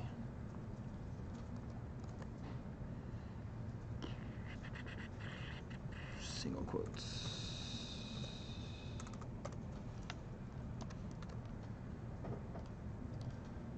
Sweet. Now for the coup de grace. For the whole reason we're here. Let me just erase what I just did. That's awesome. All right. There we go. Input type equals button. Document.get element by ID internet, and then I'm passing in $25,000. Calculate at $25,000. Breakpoint, or I'm sorry, break. Sorry, I'm getting all confused. Okay, let's get rid of that. All right, so we completely and utterly understand everything about JavaScript when it comes to variables. Good. Good job, guys. Here we go. Reusability, $10 word. All right. How have we done reusability in the past? Anybody care? Anybody know? .css files, right? We put all our CSS in one file. We can use it 100 different places or more. .js files, we talked about that a skunk. All right. Reusability is a common pattern. Why? Laziness is right. Laziness. What? Maintainability. I mean, there's a lot of good reasons, but my favorite is laziness. All right, so let me get rid of this right here. So a function, and this is another $1 million piece of chicken right here, so everybody should be 100%, unless you just got this cold. Should be checking me out right now. All right. What I've done here is I've created a reusable piece of code. Anybody want to take a big guess at what a reusable piece of code is called here? Function. Exactly right. I'm calling it multiple times. How am I calling it multiple times? Hint, hint, hint, hint. Do your taxes, oh, wait, the taxes is highlighted. Yeah. It's in the parentheses. Yeah, do your taxes is the function, so your, it equals that, and then the parameter is filled into the. If I didn't have the ability to do a function right here, I would be screwed. Right? How are you going to do, what have I got here? This mouse is killing me. All right. How am I going to do this calculation inside of the on-click? Could I do it? Probably could. Future Dave would divorce me. But, you know, what I'm doing right here is still a little messy, right? I got all this crap right here, but I'm just trying to quickly show you a point. So I'm doing my taxes, but I'm calling it in 2 different places. I just wrote 1, 2, 3, 4, 5 lines of code twice. 10 lines of code with only 5 lines of code. I need a go, no go at this point. Who's not good? Here, let me do it real quick. So now I got 2 buttons, 12,250, and hold your breath, 8750. Man, I didn't think that was going to work. All right, so I did not test that. Any untested code is broken, by the way, Murphy's Law. All right, so, you know, I can use that same function in 5,000 different places. So let's think about who cares. Why do I care about this? All right. Real world scenarios. I need to encrypt a social security number. I might need to do that in more than one place in my entire career or a system, right? What about database calls? Maybe I want to pass in a whole entire database structure and have it be inserted into a data table in SQL Server. I don't want to write that over and over again. I do not, I promise you. All right. Let's talk about communicating with other systems. Those communication protocols, if I want to send FTP traffic, if I want to send HTTPS, if I want to start downloading content from other people's databases because I want to steal their stuff, I might want to do that over and over and over again and create my own little function libraries. Anybody know what jQuery is? JavaScript library. Library. What does that mean? It's a bunch of functions in a file that I can steal for free. It's awesome. JS Node, JS Chart. There is 150 million billion .js files out there you can steal. Guess what it does? Your job for you. It's awesome. Go and figure all those things out and let it do your job. But fundamentally, what you need to understand is jQuery, JS Chart, JS Node. That's the stuff right there. It's functions you can call. It's parameters. Just like with Twitter Bootstrap, it's CSS classes you can apply to your stuff, and you ain't got to write any CSS. You just kind of plug the classes in and you're done. You know, it's cheating. My favorite. False? All right. So, make a function. Let's talk about this function before we do that. I didn't even talk about it. I got all excited. All right. The word function is pretty important. This is my name for it. Do your taxes. You can write lime green jello right there. I don't really care. More than likely, though, future Dave wants you to write something that isn't silly, right? That says some sort of verb, some sort of action, some sort of description. You might, if you're a good programmer, which I'm not, so if you looked at my code, you would never see this, put a comment in there that says, this function takes income, multiplies it by the tax rate, then it returns that to who cares? And then future Dave comes in here and is like, he looks at the function name and it's txd14 or 12, whatever I wrote. So that's a terrible function name. But so if I got that comment right there, we're just going to get separated. We might get back together. I don't know. But I got a comment, so that's okay. All right. Make your first function. Do some other stuff. Do some better calculations than I did. I have a quick question. Send it. About what? Variables. Variables. Good. So you use a variable you declared in the function, which is in the head of this. That variable is taxes you pay. Okay. You then use that same variable in the body of that code. Uh-oh. Did I screw it up? And I'm just curious. Where's it at in the body? On click document.get element by ID taxes you pay. Oh. That's because I really wanted to confuse you, and I actually named this the same. So let me unconfuse it here real quick. This is P display taxes you paid. Sorry about that. There you go. Or just, yeah, for brevity, my P. Okay, so on that topic, could you call a variable? So say you did use the taxes you paid from the head in the body. Would that work? All kinds of things would work. There's 50,000 ways to solve every problem. So what I could do is I could take this code right here and I could put it up here, right? Right? And then I could actually, another thing to make it even more descriptive, I could have multiple P tags.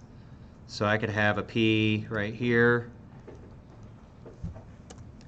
This makes a little bit more sense. I mean, obviously we're dealing with the range here, but you know, now I've got two different P tags that I'm interfacing right here. I've got this one and this one. So now I need a function. Whereas if I only had one P tag, the proper programming technique would be to actually put this code, well, maybe not proper, but you could put this up here because you lose your reusability. If I'm specifically saying what to use this for and when to, you know, what tag in the HTML am I doing in this function? If I say my P right there, it's not as reusable. I couldn't take that piece of JavaScript and put it in yours because you named it my PP and I named it my P, so it's not going to work. So that decreases the reusability, right? But if I take that out, now it's generic and it just uses the return, which this is the magic keyword right there, return. Anybody understand what return means? It's going to give you a value. Whatever the value is. Right. Return. There you go. So let's go back specifically with the variable. Mm-hmm. Which one? Taxes you pay. Okay. Is this variable, can you use that same variable anywhere else in the code? Or is it only It is scoped. It is scoped inside the function. And, oh, I'm sorry. The question was, where can this variable be used? Could I use taxes you paid outside of the function and use it down here and just set this input button equal to that variable? No. Scope is important. So I could have a variable up here, var use this everywhere. And that's, you know, 100 right there, right? And then I could have two functions. So we're getting off the rails here, but I think everybody's good. So maybe this is do single taxes. And then in here, each one of these tax rates, I'm going to do this. I'm sorry, I'm switching around a little bit. But I could use that here and here. But I'm outside the function, and I'm global, and I can use it inside these functions right here. So scope matters, but you're not going to go outside of JavaScript into HTML. You're not going to cross languages. You don't cross streams. What else? That make sense? A little bit? Yeah. Okay. I'm trying to go slow here a little bit, so I'm glossing over a whole bunch of stuff. So can I ask, just to make sure I understand, can you scroll down to the button? Sure. Okay. So what that's doing is the button, when you click it, it gets the element by the ID, which is that IP. And then it takes it and it's going to put it on the HTML. That's what the inner HTML does. And then that is going to equal whatever that function. The return of that function. Okay. And you could have, if that function had multiple parameters like income and tax, like you could also, it would also be.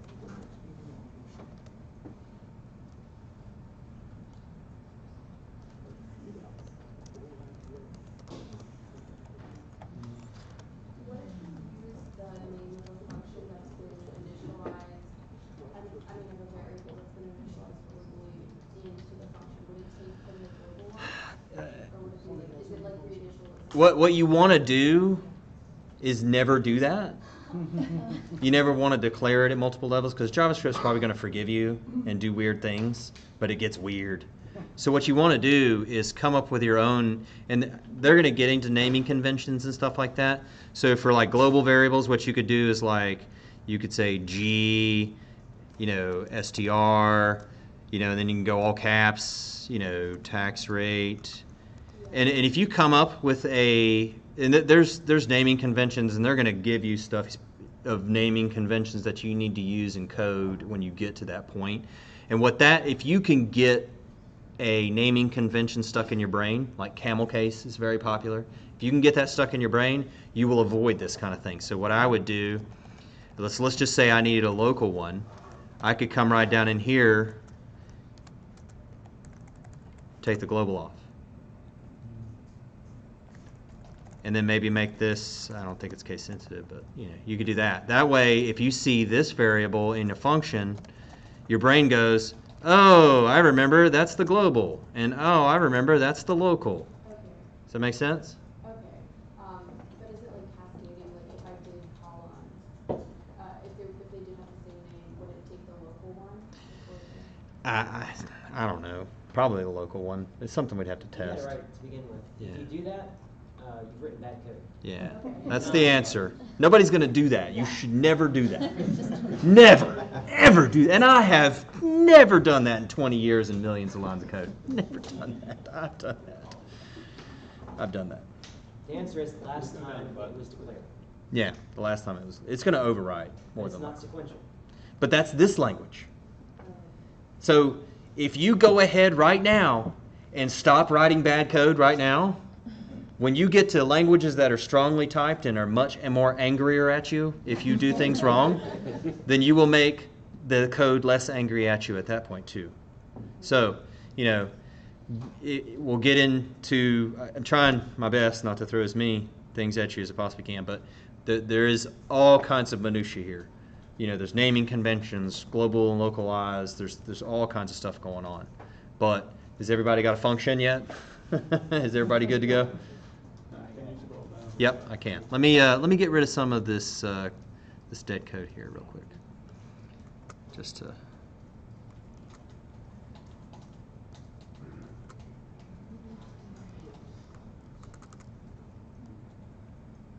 there we go. Maybe I'll just show one and then show the code here a little bit. There we go.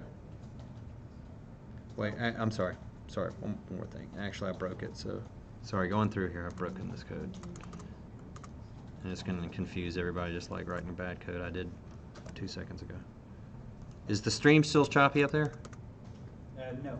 Okay. I think it's fine now, but I believe it's just because you're forced to use such a high zoom, maybe take out some of the spaces so you get bigger Yeah, I was trying to get rid of some of the crap code there to get everything on Like one the screen. some of the blank rows, so that they can actually see more of the code. Yeah, I think that's probably where we need to leave it for a minute till everybody gets it, because that's both sections there. All right. It's still bad. All right, let me get it back to normal here. Sorry.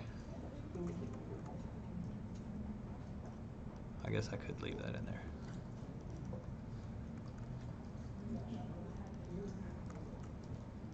Okay. I think we're good. Nope. Still not good. One more. There we go. And then so the line P is the ID that you. I think that's where I landed. Yeah, that's the P. Right. P my P. So a function is a piece of code that does something, kind of like a calculator or equation. Calls database, launches a nuclear weapon. It does things. And it's reusable. So if you need to launch a nuclear weapon from multiple pieces of software, you can call the same launch codes. Okay, and the launch code for this one is do your tax. You got it. That is the function that we are calling to launch the nuclear weapon. Line 11 is crazy. So I have a question. Mm-hmm. Alright, so I have what you said, but for some reason when I click the button, it's not. What's F12 say? Here. What's your friend?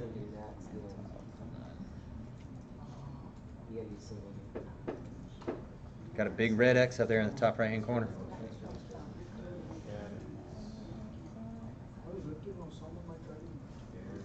Cannot set property enter HTML of null.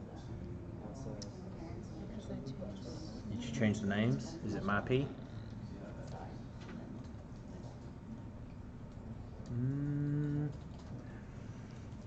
Output. Is that output right there? No. There you go. Your friend's gonna tell you the answer every time. He may not communicate effectively. He might say some weird stuff. But generally, if you go to that line, even though I tell the debugger many times that he's lying to me about what line the code is having problems on, generally 99% of the time he's right. And yes, I think all of this stuff is live. And it's out to get me. Is JavaScript case sensitive? I don't think so. I mean, some of it is, some of it isn't, though, and that's what's hard. I mean, you can do variable names in different stuff, can't you? You can do. So like for get elements ID, you can do capital I, uppercase I, and lowercase d, or you can do both lowercase as well. Okay. The actual like variable function, that's always lowercase. And we're doing that. It is your personal structure. Name things so that it makes sense to you, right? There is standardized stuff out there, but for JavaScript and what we're learning right now, just make sure everything makes sense to you. Name things so it makes sense to you right now. You're going to get to the level where it's like, when we're working at RJR Tobacco, we use these camel standards, and here's a 15-page document that you need to read, and before you write a single line of code, we're going to ask you a whole bunch of questions on how you name a function properly. There's that kind of thing too. Go for it. I'm not. He needs some help over here on the side there.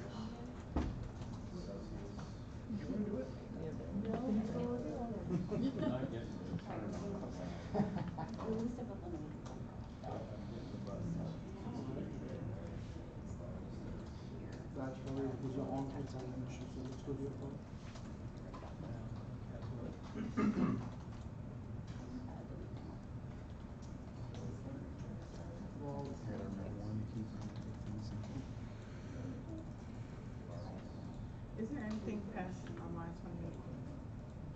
28? I think nothing important. I think it's just the close tags of everything. Let me prove myself wrong here. Yeah, it says it's case sensitive, but gosh, I feel like there's some parts of it that ain't. If you declare a variable and try to reference it somewhere else, I think it assumes you're creating new variable. Yeah. If it's different case. Yeah. Yours working? But you know, I mean, that's at the end of the day, it's like good programming to always be case sensitive no matter what, because some languages are, some languages aren't.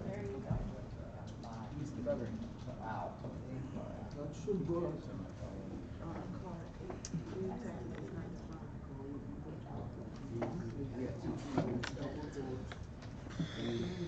Dictionary is one place you spell it one way. As long as it's consistent, I don't care. There you go, you got one too many T's in it. Oh, that's right. Repeat that from. So you see, they're all same. You see how it's all lowercase here? And you mix uppercase here. It's got to match. Okay. So look at the syntax, right? It's P, but what are you not doing right? You got Y, you got Y. It doesn't matter which way you do it, just be consistent. Okay, now, so when you do this, then this is saying that this is within the paragraph, and then that's the end of it. Yeah. That's what, like, So you say that if yeah, this JavaScript is like that. So, all that for that. yeah. That's still not. It's good. It was one error, maybe multiple.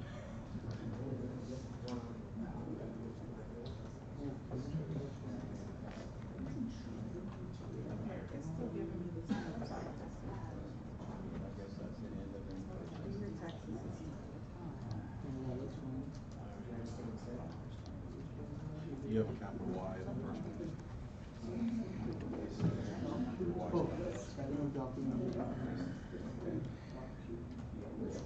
Tell him to sit on this, and then we'll do whatever, take a break, and be back 3 o'clock.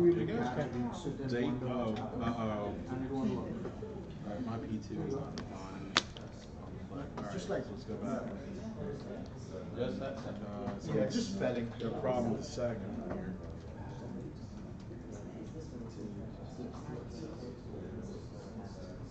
You've got my P2, that's why. Right here? There, yeah, right there. Okay. Yeah, so take out the 2 and then put in your quotation marks. The symbols. There you go, the one at the beginning, before the end, right there. In this case, it doesn't matter. That was right.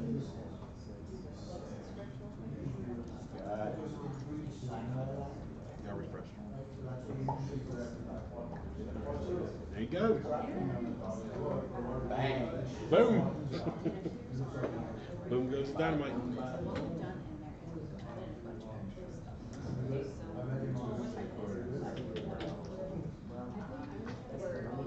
Tap a button and you just Well, I did HTML. But I was also doing the system.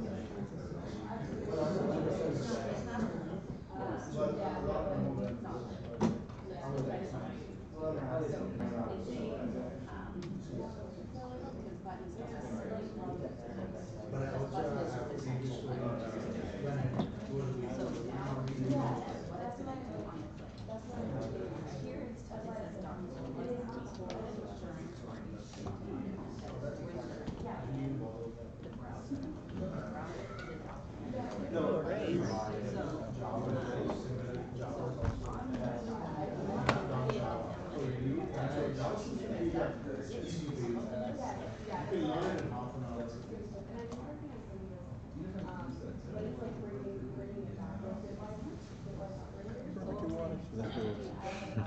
And we're not specifying what it's all about, we're just saying, hey, whatever element it is, that has an ID of this language, taxes paid. We want to override this. So, down here, we have that element, right, we have the paragraph element with that ID, and if you notice, look, there's nothing in it right now. So, when I first, there's nothing there. Our little E tag was hanging out there with the when I click the button, it is going to do, it is going to activate. for our function, and that's where we're gonna talk about at that rate. Cause we've entered a specific rate for this one.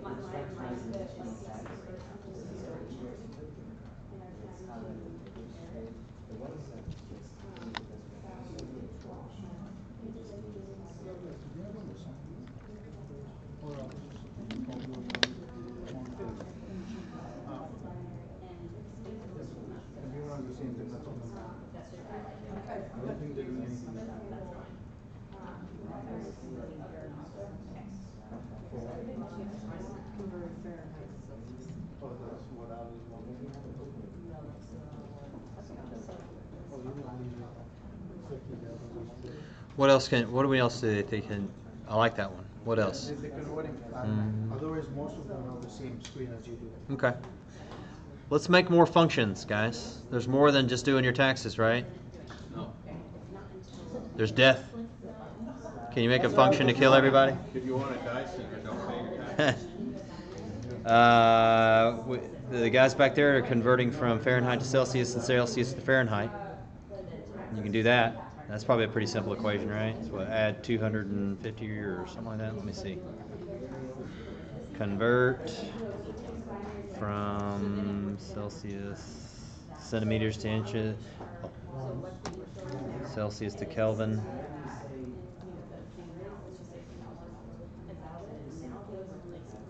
Plus 273.515.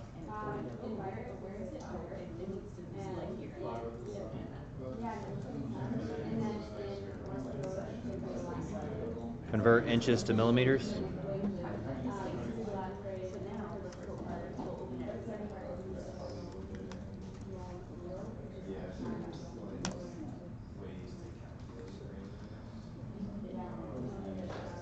Hey guys, inches to millimeters, Celsius to Fahrenheit, gallons to liters. There's all kinds of stuff you're going to be doing.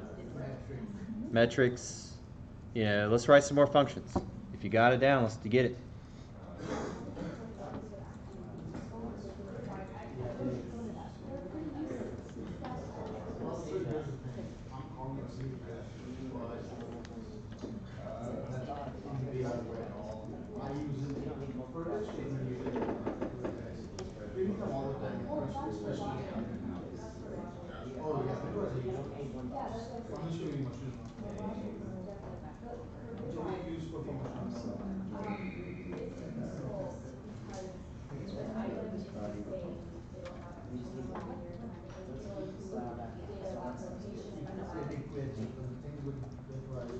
Pretty much obsolete now because every library, every file, every language has a way to order decompile them without even any other crap.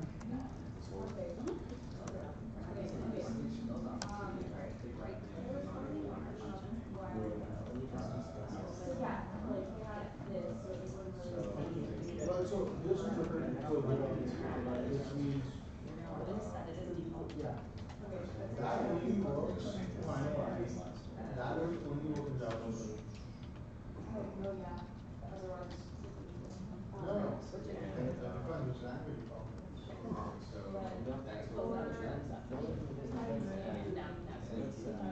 Even that's actually obsolete in some cases.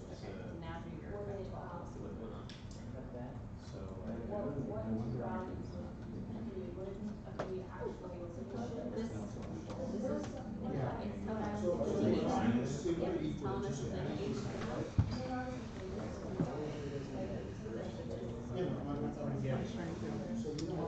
Making function to convert to yards. Crazy of the word. No.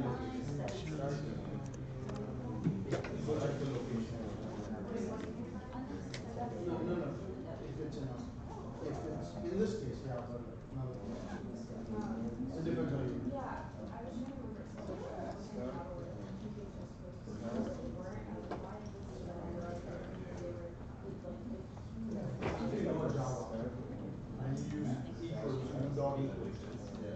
type equals.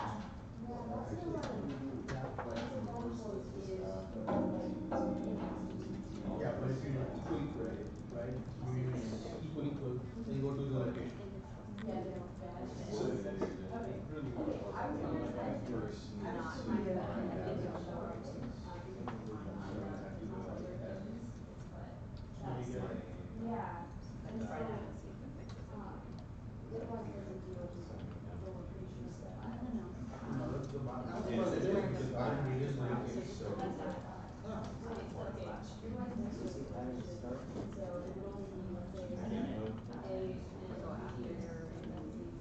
So it depends on the user. In some cases, it would be the location.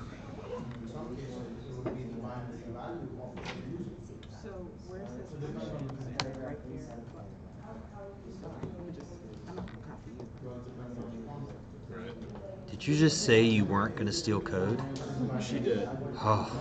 I think she's just saying that. She's going to do it anyway, but she's Oh, she's manipulating you and taking lying. moral Even high road. better. Never mind. Never mind. She's like steady typing. I'm not stealing it though. I'm not stealing your code. Don't worry. Don't worry. I'll change the variable names. I'm just watching your screen. I'll add _1 to all of it.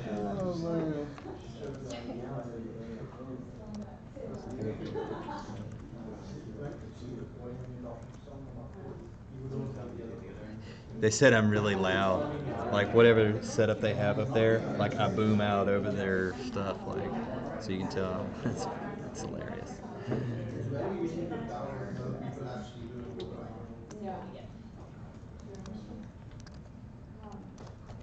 So he probably explained you the first step.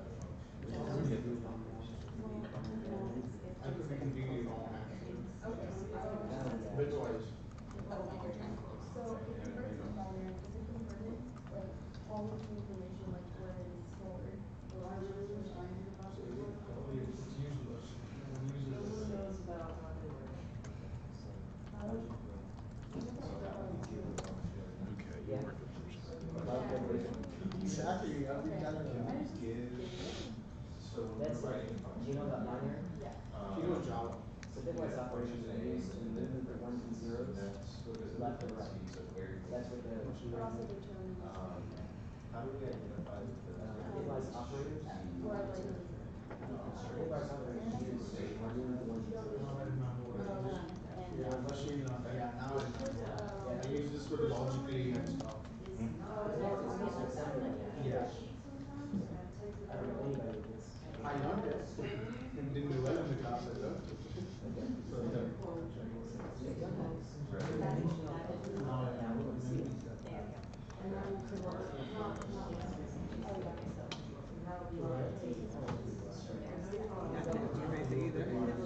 Oh, pardon? Just so you know.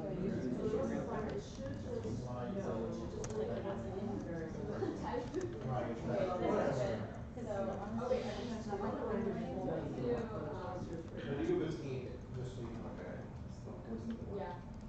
That's No, wait, what- 32 is, So I have a question. No. I know Oh, that. wait, I oh, know sorry, that. I did, I don't know what she did, okay. No. Yeah. EGAD. So It works. we're trying to write is converting Let's say you use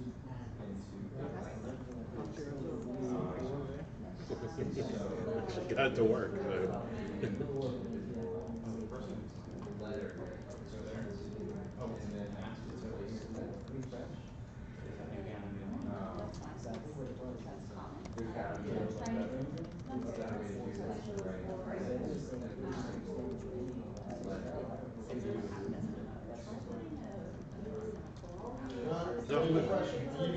In line 16, is that going, well, the fact that you still have to get random number at 35,000, is that going to affect your result? It's Just bad code. right. Because I would have taken that out. It's very forgiving. Yeah. Here you go. No, steal away. Please, steal away. There we go. By all means. You know what they call that? Pair programming. They pay you exactly the same.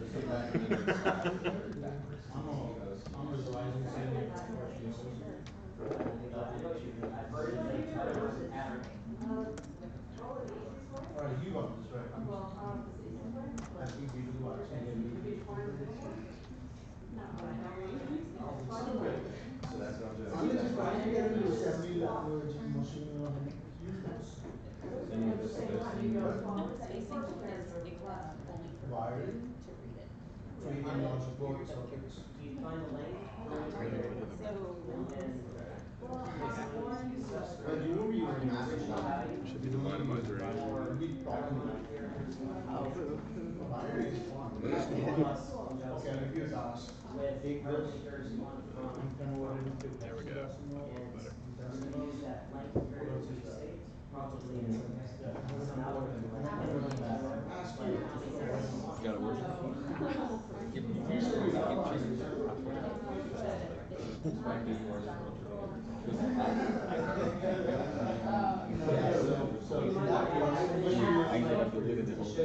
I've got it if you want to copy it.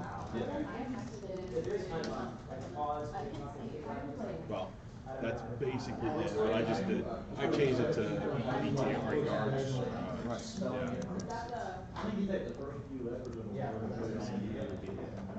Yeah, first few we have to know exactly. You make up some rules.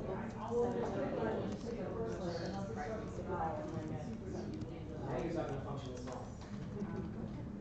Well, if it's a vowel, it's a vowel.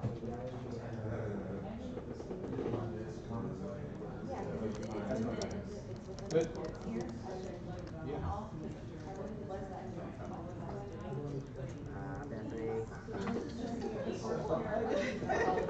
What's going on here, John?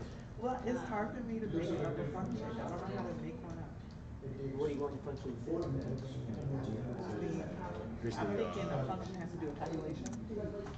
That's the original. Anything you want to do, all you're doing is doing a function which you can call enable. I was thinking because, okay, how do you do a function that lets me know how much years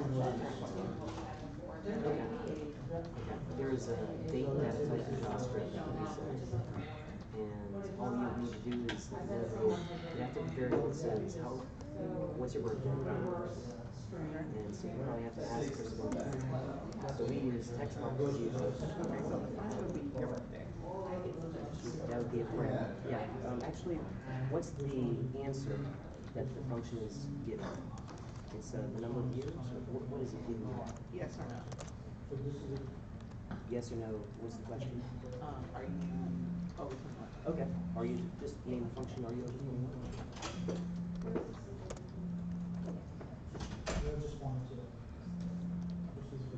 Exactly. And then button print. Now you're going to say, okay, in order to figure that out, what information do you need? So if you're over 21, you probably need to know the birthday, and you need to know today's date. So birthday is good. That's in today's date. There's a predefined function for that. Oh, so I just that's you need the birthday, but we don't need the second one, so we can figure that one out. Okay. So that's the function signatures as we call it. That's the top of it. You don't need that VA stuff and that extra line. Get rid of that. Yeah, get rid of that extra line too. Now, the squiggly brace there, that means start of my function definition. So on line 10, that's where you're going to actually start doing your stuff. So now, you got your birthday. Let's assume it's past limit. How do you figure out if you're over 21? I would have to do this year, so 2018. Nope, don't hard code it. When you hard code, that's called hard code. You want to know, because if we ran this 2 years from now, it's going to give you the wrong answer. You want to know whatever it is on that day. Fortunately, it's really easy. Just do very new variable. Do bar space today is equal to new capital D dates. Space new space capital dates. Open close bracket. And semicolon. In this? There you go. So that's going to say right now. That's going to give you the current date, time, minute, second. So that's today. So you know now. You got the birthday. Let's assume that's a date. So that's like 1990 or whatever it is. And we're going to I just yes. So you're going to say today minus where whenever You making a game, Dave? you You ain't making a game yet? because it's like Not yet. I'm still learning from the master. Get after it. I'm helping out my fellow coders. Everybody's stealing from me. Good. That's awesome. I mean, right after the semicolon, usually I've never stolen code in my life. It's more like extended borrowing. That's a good euphemism. There you go. Yeah, there you go. So that's the logic. It's like today minus, and then it's not 99 because you got perfect. Think algebra here. So instead of minus 99, it's minus birthday because it's whatever their birthday is. Because if I type minus 22, and then use 422. Okay. So now you're going to take that, and that's the results. Well, you want to say yes, no, right? That's called Boolean variable. So that's going to give you the number. That's going to give you what? 28? Yes. So 28 doesn't tell me directly is it more than 28. We got to do one more line. Okay. So Inside the bracket? now, No. let's think back to what we need. As David was saying, the reason we have variables is because you can't do everything in one line. You need to put it in a little variable, and you keep that variable and look at it in the next line. So right now we do a little calculation, put it into a variable. What is the result of that? That's like your age, isn't it? Yes. So create a new variable, name it age. Now it's got to be on that line. On line 11. So we create a new variable, we're going to set it equal to the result of that calculation. So all that has to go on the right hand side of the equals.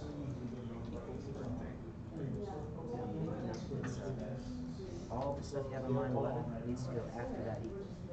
Because the way this works is everything on the right hand side of the equal goes to the left hand side. Equals today, which will equal Just today. It's like minus today minus birthday. Oh, okay. All right. And then semicolon. Okay. And we don't need line 11. Okay. Because you did that on line 12. Okay, so that, now we have your age. Now we have to answer is your age more than the number 21? So now we just do a little comparison. On line 12. That's when I put the greater than sign, right? Yeah, we're gonna do the calculation, and what are we gonna do with it? We're gonna send it back because we're done. So do a return. Age greater than 21. Which greater than 7.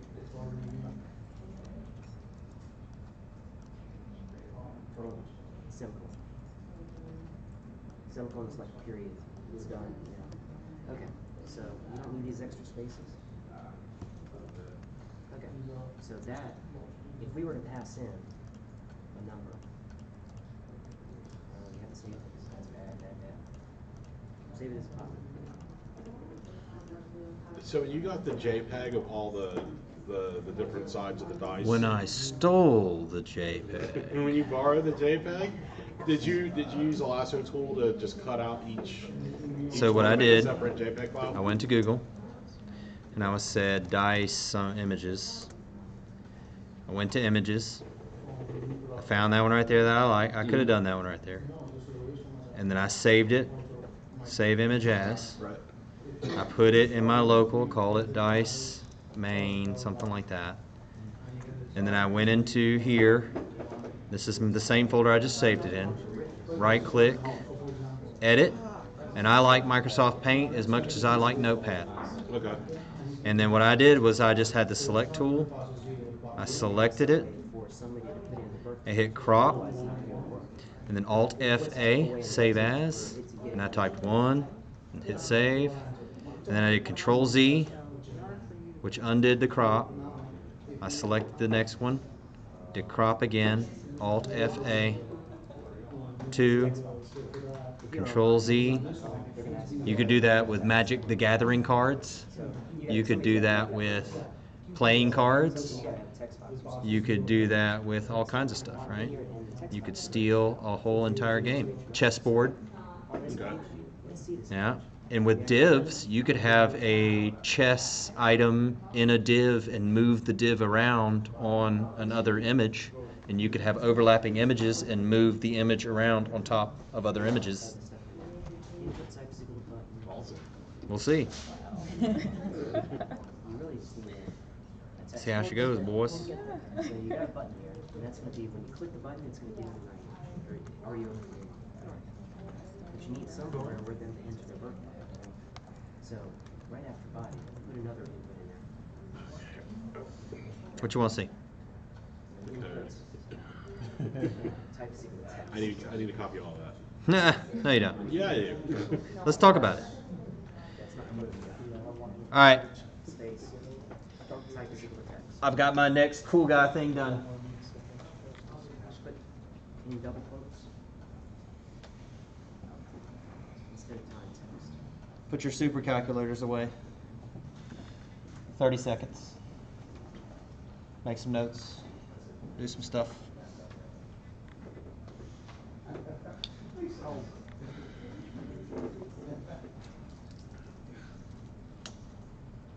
The real magic happens on 13. No, never mind. On 9.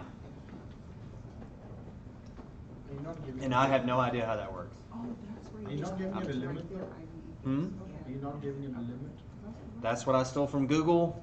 I believe Google is right, and it's working so far. On the internet, it's correct. Everything on the internet is right. I have tested it. All right. What we have here is a control structure. Okay? So, you want to build a game. And if y'all ain't built a game yet, you're wrong. Let's build a game. How do I look? Look good? There's all kinds of control structures. While loops, for loops, if structures, select case, others. But the point here is that you need to control the flow of what you're doing. So, what am I doing? Let me walk through the code like it's a code review, okay? You're sitting down with your new guy, and you're like, "Hey, new guy, we had to build a piece of software, and basically I need you to be able to roll the dice. So rolling the dice is random, right? So I need a random number generator. Number 1, JavaScript does that. Cool. That's part of the math class. So there's all kinds of math functions. I don't know how to do math very well, so rounding, whatever. That's basically all I ever do in business. Round up, right? All right.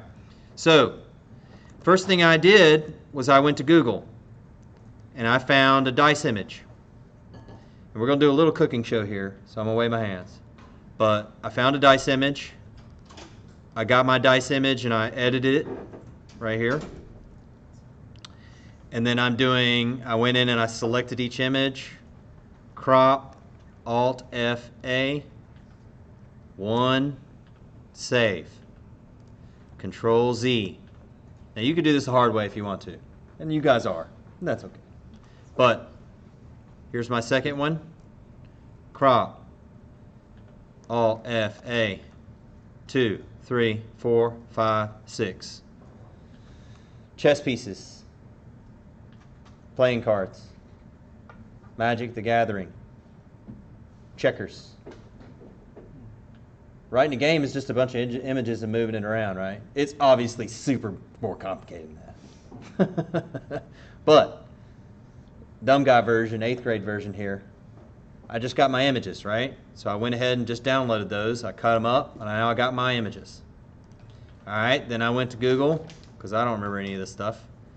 And I said, "Hey, Google."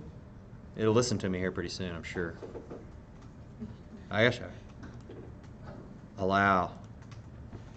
How do I get a random number from JavaScript? Bam! I don't even have to type anymore. That's awesome. I don't want to type anymore. I'm done.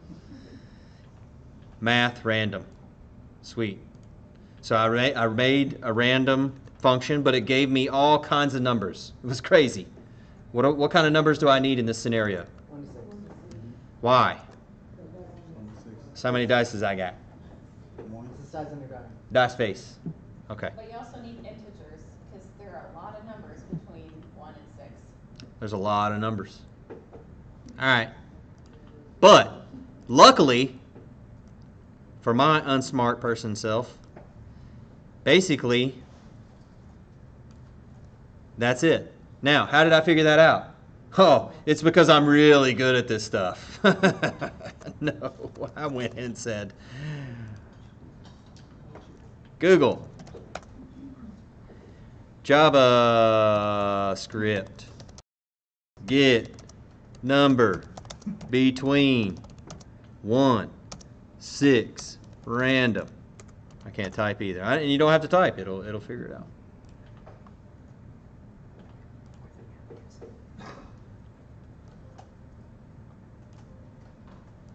Shazam. And you know what I did after that? Copy and paste. And I didn't even think about it ever again. There are so many things out there in your life that are run where coders copy code over and they're like, it works. But you got to test things, unit test, QA, all that good stuff, make sure you're good, right? So that should look familiar. All right. So there is my dice roll. Now, the meat.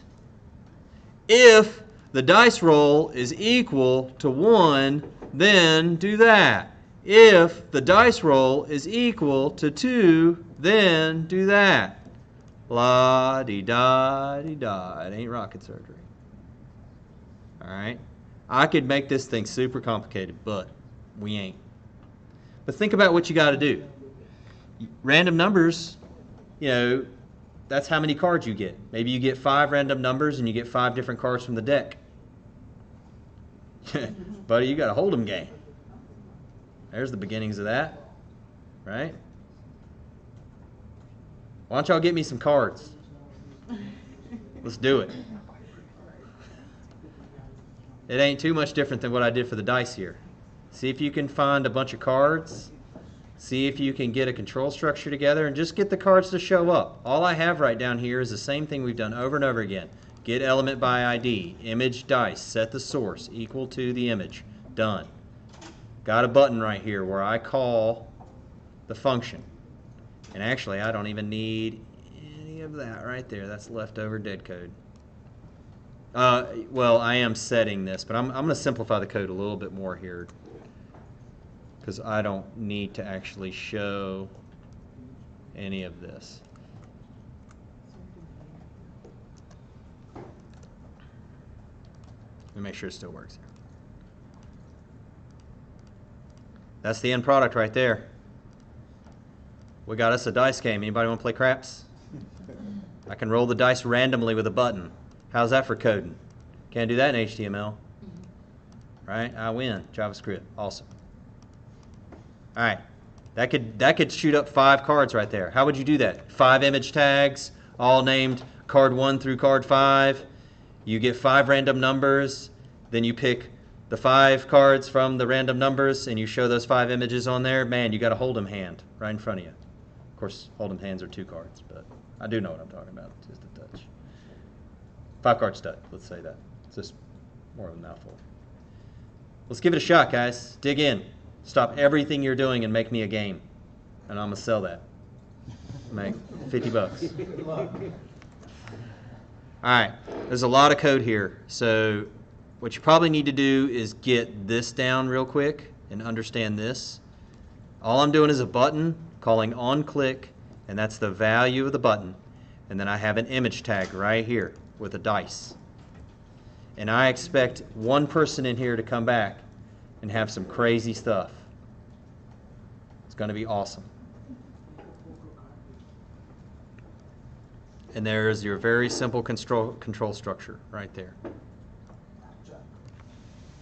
Make me a game. Any way we can get you to put that in Slack? I can, yeah, absolutely. I can put all this code in there. Please steal all this code. Good idea, actually. Program to do that automatically from now on? I don't know how to get there. Let's see here. Is it S2? There we go. There. You want them to make a different game, right? Yeah, playing cards, checkers. Do something fun. Get motivated, right? I'll be able to take them. Yeah, copy, paste, steal, understand, reuse, make your own, right? That's the pattern. Public. Reduce, reuse, recycle. Paste. Look at that. Thank you. Did that work? Thank you. All right. Brian. Bettis. All right, whoever I am. All right, you posted the code. Good job. Thank you, Brian. You are awesome. All right. Let's brainstorm, right? 5 cards, couple of dice, maybe. You could do, you could show some different. If all you do is get all the chessboard pieces, and every time you click the button, you show me a different chessboard piece or 2 pieces, that'd be awesome. You could have a chessboard on the back as the background of your site. Maybe we get to the point where we're moving that little div, that image tag around on top of the chessboard. That would be cool. We can do that, right? We know about CSS and changing CSS tags live in JavaScript. Yeah, sure, we've done that. Sure, yeah, sure. But imagine there's something on your computer where you can figure out all these kind of things, right? Anybody heard of it? Google? Yeah, it's awesome. All right. All right, let's make it happen. All right, put the code up over here.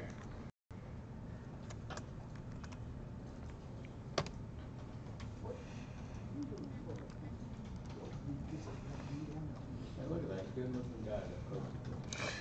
There you go.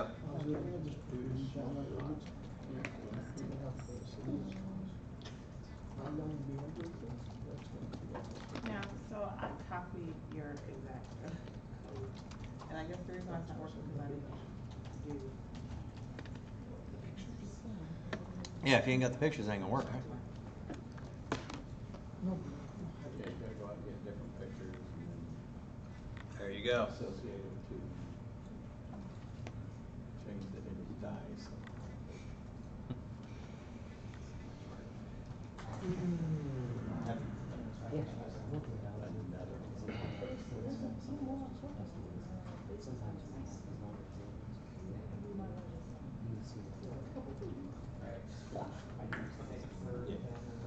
We'll do. That's a good note for everybody following me too.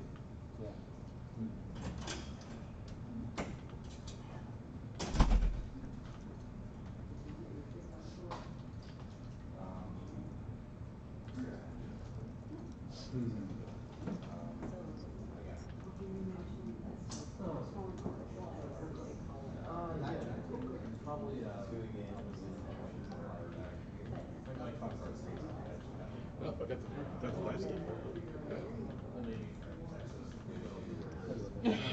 Figure out how to do That was quick.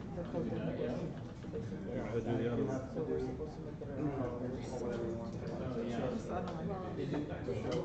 I know whatever what I'm gonna do. I don't want to do chess dice. Did you just get those off? I use paint and I cut out each dice because the original image had all 6 of them in it, and so I just use the select and drop to cut each dice out and save each one individually. I just don't know what I want to do for Try to get your sticky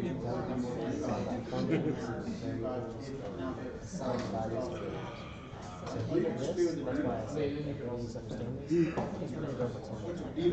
So right now what I was thinking about is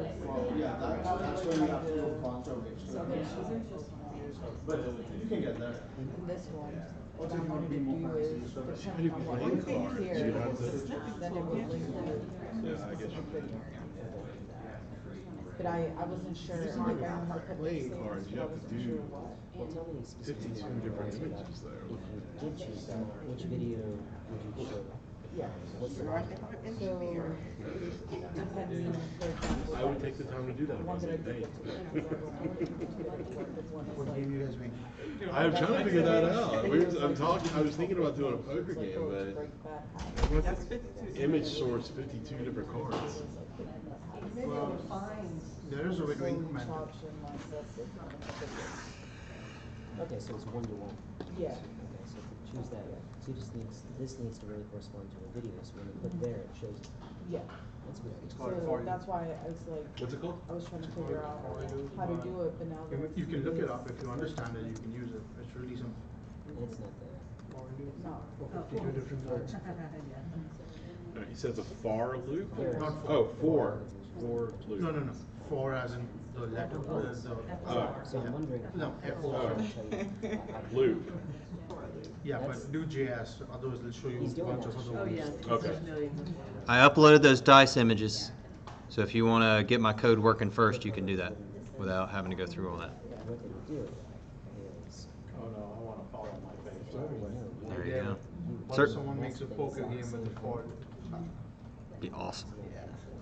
Get after it. I think someone's making a two-player blackjack game. Nice. Take them a long time. That's the good stuff. That is the proper response. If it takes you a long time, you are doing the right thing. Yeah, I think the first Java game I had was blackjack. Wheel of Fortune. But it was a class. I already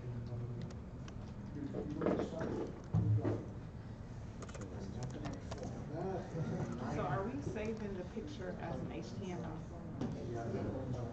What? No, just to check that. Or PNG?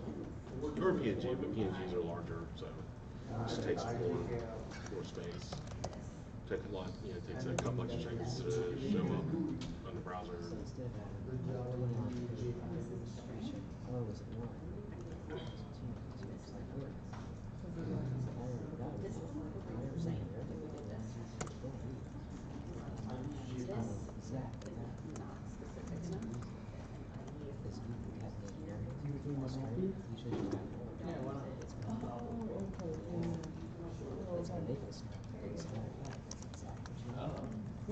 Look at my screen, Allie.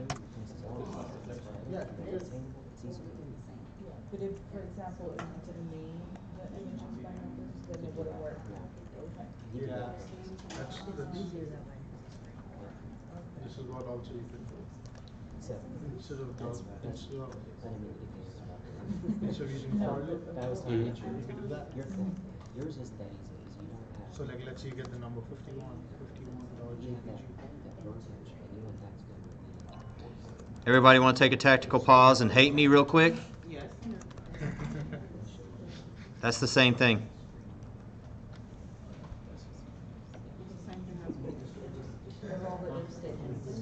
That's the same thing.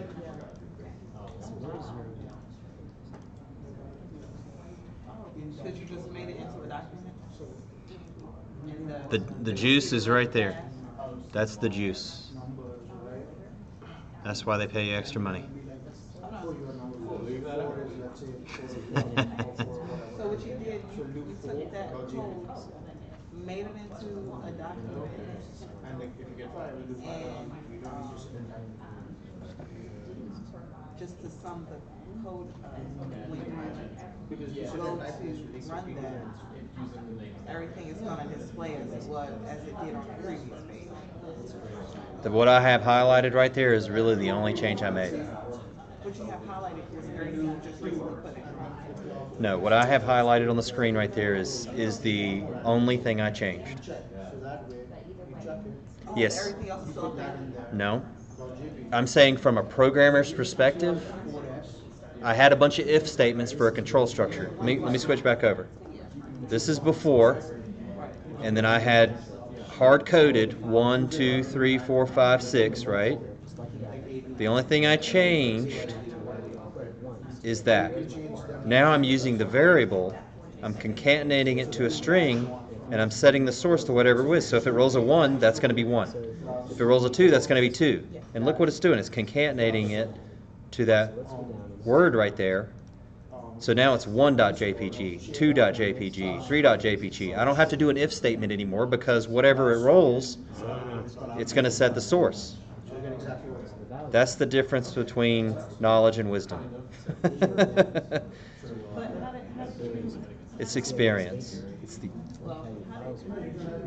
So close. all of those if statements and make it into one line. That's the document. So I guess you Okay. could say one to one. I would say we're gonna keep talking about it as soon as I say this. But if you don't, this is absolutely an incredibly important thing to understand right here. And then I'm going to explain it. So let's go back to what I did right here. It's the difference between dynamic and static. That is hard-coded, 1.jpg, 2.jpg. So if I roll a dice of 2, then I set the source to 2.jpg. I'm doing the same thing right here, except I'm rolling the dice. I'm setting the source to whatever the dice comes out to be in my variable plus .jpg. So it's never going to be anything other than 1 through 6, right? Sure. I did test it. Simpler, if you don't believe me, simpler.html. So I'm going to refresh it. But let's debug. It'll make sense if I debug it. Everybody want to see that? Y'all want to take a tactical pause here and really understand this? Probably be a good idea. All right. For example, like if you were Somehow. to share all this code, then they would download it All right. all. I'm going to set my breakpoint right here on 9. Okay? We understand 9, right? This is rolling the dice. We get it. But as a programmer, what it really does is fill the variable. Now that everybody see the pop-up right there in the top left-hand corner, or the left above it, 6? All right. What it's doing is it's taking 6, adding it to JPG. All right. Setting the source to 6.jpg. It's a hack. I'm going to do it again. Roll the dice.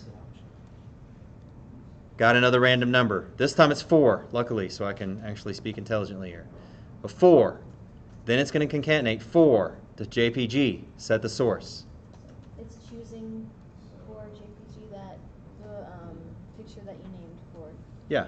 So nothing's changed in the code. I'm going to say this I'm going to say a lie, okay? But it's to help you understand.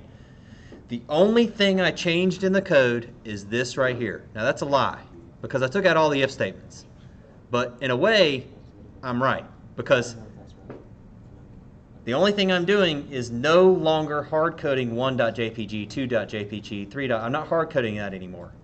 Now I'm using a variable, concatenating it to a string, and I'm setting the source over and over and over again. And I know that the function on line 9 is going to return me 1 through 6. Now, if it returned me a 7, things are going to break, right? Because I don't have a 7.jpg. Because there is no 7 on the dice. Well, my dice. But does that make sense to everybody? It's a hack. That's what programmers do. Simpler, easier, faster. 1 line of code instead of 20. Okay. Just making sure I understand. Okay, so document get element by the it finds image dice. Can you show me what that is in the HTML? Here's my images, right? I put those together. And then if you go down, come on, mouse. If you go down right here, you'll see I have image source. I got image, and that's called image dice, right there. Did I screw something up? Anyway, right there. Is that what you were asking? That's what gets filled. That, my friends, is a good function.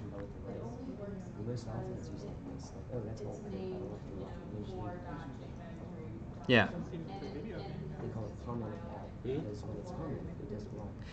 Yeah, so obviously if I made things more complex, it would be harder. If I put those images in a subfolder, or if they were on a server somewhere, if I had to pull them as blobs from a database, yeah, it'd be a lot more complex than what I've written. So there you go. So the image, the source, like there's nothing there though. Because I'm setting it in JavaScript. You see line 13, 10, 11? I'm setting the source in JavaScript.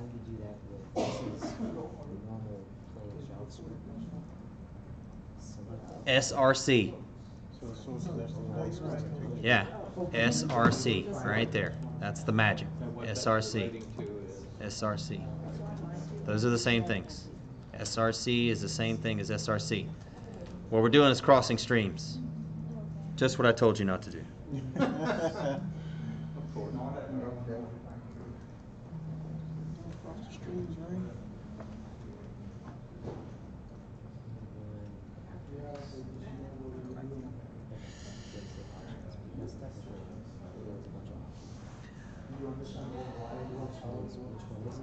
This should really, really, really hurt.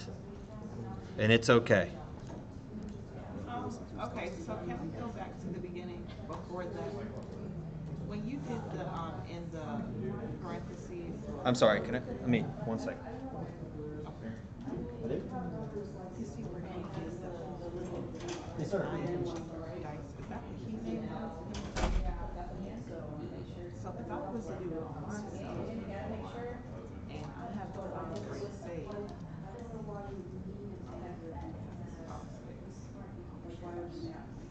I have this file saved here, right? What do I put right here? Or would I have to make a new folder to put all this in there? So I have to make a new folder. The dice have to be in the same folder as everything else relating to the site. So wherever you have this dice game saved, it's all got to be in the same place. Unless you're gonna change all the. Yeah, for the purposes of this, it needs to be in the same place. So. Okay. One crime at a time. We're not trying to make it any harder than we have to right now. So I would replace the ING dice for dice games, right? And then open it up and let them know what. Yeah, I got it.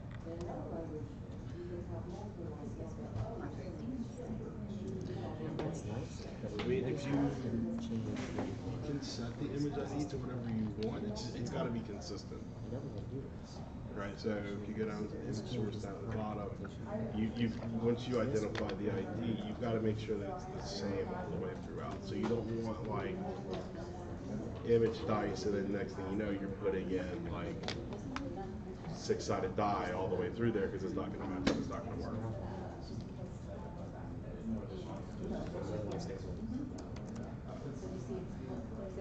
But it's not gonna work right now either. You wanna go to your input tag? My input tag? Yeah. See, that's image dice, so that's what it's taking. When you make it dice games, it won't work.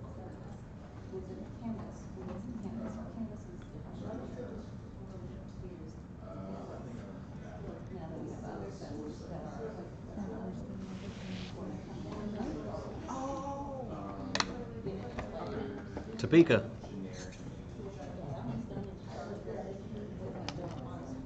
And that's gonna change my image.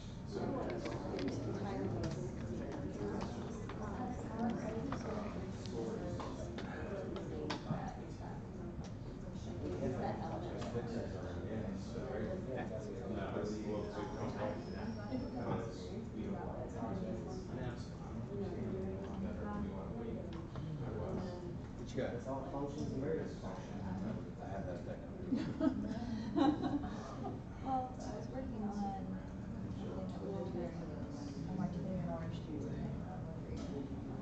Cool. Got it working?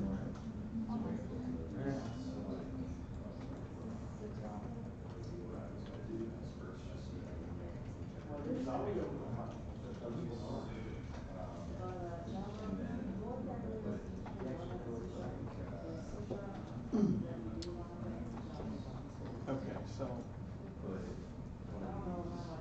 what I want to do is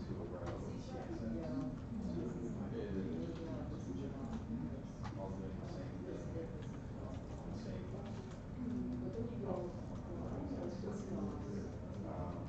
So first I'm going to make sure your functions. Paint. You want to check that box and let's use that every time. What I want to do is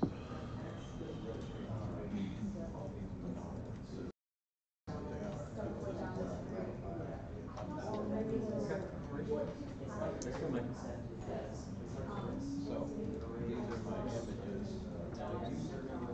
You named yours image 1, 2, 3, 4. Yeah, some license. Pardon? I like it. So if I do this, Okay, I'm gonna tell you what I'm trying to do first. Okay, so I'm trying to do a card game. It's for barcodes. How many pieces do you have? You shuffle a card and flip it to find the code. I want to pass two variables. So like First of all, this has to be. shuffle a card and read code. What element are you getting? What is that? What is line 13 doing? The first half before the equals. What is it I doing? can pass two variables. Get element by ID. Return to a Okay, message. so What is it doing? ID is gonna be. It's getting the element. No, in the same function. What did you name it? Okay. You can concatenate it. So, You named it so image found class. queen. Get Yeah, element yeah. by ID. Getting this element. Setting the So source. That is the element of which. Is there a way to pass two IDs? The roll the dice. Two IDs She to wants to what? return two functions because obviously can't return two things in one function. based An on object. the results of this. Yeah. You return it's not a simple variable anymore, but that's actually where we're going next. So I'm going to show you what an object is. An object is just a bundle of multiple variables. So you just need two? Okay, let's give those two variables a name and put them into one. It's very simple to do in JavaScript. So what are the two things you need to return? The card number and the other thing is buddy. going to be Buddy. a text or something that says yes or no. F12. Okay, so response, a message? Yeah. Okay. You got all kinds of errors right there. You have failed. Which is the function? Right Card there. game is going to be the Failed initial function? to Okay, you want to load return, resource. that's the first one then. File not found. Okay. The What way you have declare an done? object is with a squiggly brace. That The one. code's Shift saying that. you're a liar. So put that, instead of returning that, just do a squiggly brace there. Yep. And then name that variable something. So call it, you call it shuffle, and then remember CSS syntax. It's Is like it at the colon. same level as the file? Shuffle Do you colon. have 6 dice images at the same level as your It's the same colon, but the colon is the two dots. Is it the same folder? And space. And then, okay, then comma I don't after see the an int HTML shuffle. Oh, this is not HTML file. Yep. So Where's what it you're at? doing is One level up. you're bundling up You need to make return sure the values. HTML You're saying file that's my and the first variable that I images want to pass are the back, same folder. and that's the value. And the second one code is simple. is going to be your message, right? So you just put a space in there and call it message. Change the folder to an HTML. Colon. No. And then it's like, what do you You want need your to message to move be? the images out of that folder and put it at the same folder Be the same level as your HTML file. results. Or just results. Well, you don't have that in here yet, do you? Just hard code something for now. So double quote, my message is going to go. No, of course not. What do you want? Yeah, and then you can have a variable here that determines what the message is. And then close your brace. No. Perfect. A relative Now, path that is works, what you would use but it's not very somewhere readable. else. It looks nasty. You would do So // go right here before the M in / message and press enter. / somewhere else. Go right here before S and press enter. And go right there after the double quote I and mean, press enter. you would put it before Yeah, that's pretty dice clear. roll or something. So what you've got here is you're returning an object, The path would and have the to object build- is you would build composed the of two string variables, with the path. shuffle and message. Where did it If come it's at from? You're declaring them google.com and setting them right now. /1.jpg, you're gonna Where do put the values come from? google.com in Whatever you front do of in here. dice roll. So when you call this and you say card game, it's going to give you this back. String, right? All you have to do is on the other side. Where are you calling it, by the way? Not yet. My roll dice game here. Okay. Here. What are you going to do with Put it? the dice there. You're going to show it to the user? Yes. Okay. You probably need to have another phone. Well, when I open it up, it goes there. Well, you gotta copy the dice images I was just from wherever they were downloaded. copying what he had. What we're dealing with here is just Edit it, not fix programming, it's whatever. just basic file manipulation. Let's do All you one more need to thing. do Create is another move function files here. from one place to another. And call it like Just take, you're run probably card just a game. little bit frazzled, it's okay, just think about it for a second. All you need to do is move files from one place to And another. open close paren, All you gotta open do. close brace. Yeah. Now, Here's your this is going to call this function. So, and it's going to do something with your shuffling message. That's why we do this one. So all you do is call card game. Just card game, open close paren. F12, right? Now set that to a variable. Give it var result is equal to. Oh, that's what I got for my HTML is for On this. their code. Like your code. whatever you call it. It's right here. And if you screw it up, you start. Yeah, but you need to know So where what's it is. that's going to do, the reason we're doing this now down here, instead of card game, call it writing card game. Oh, Okay. I have to make a new folder. Right here.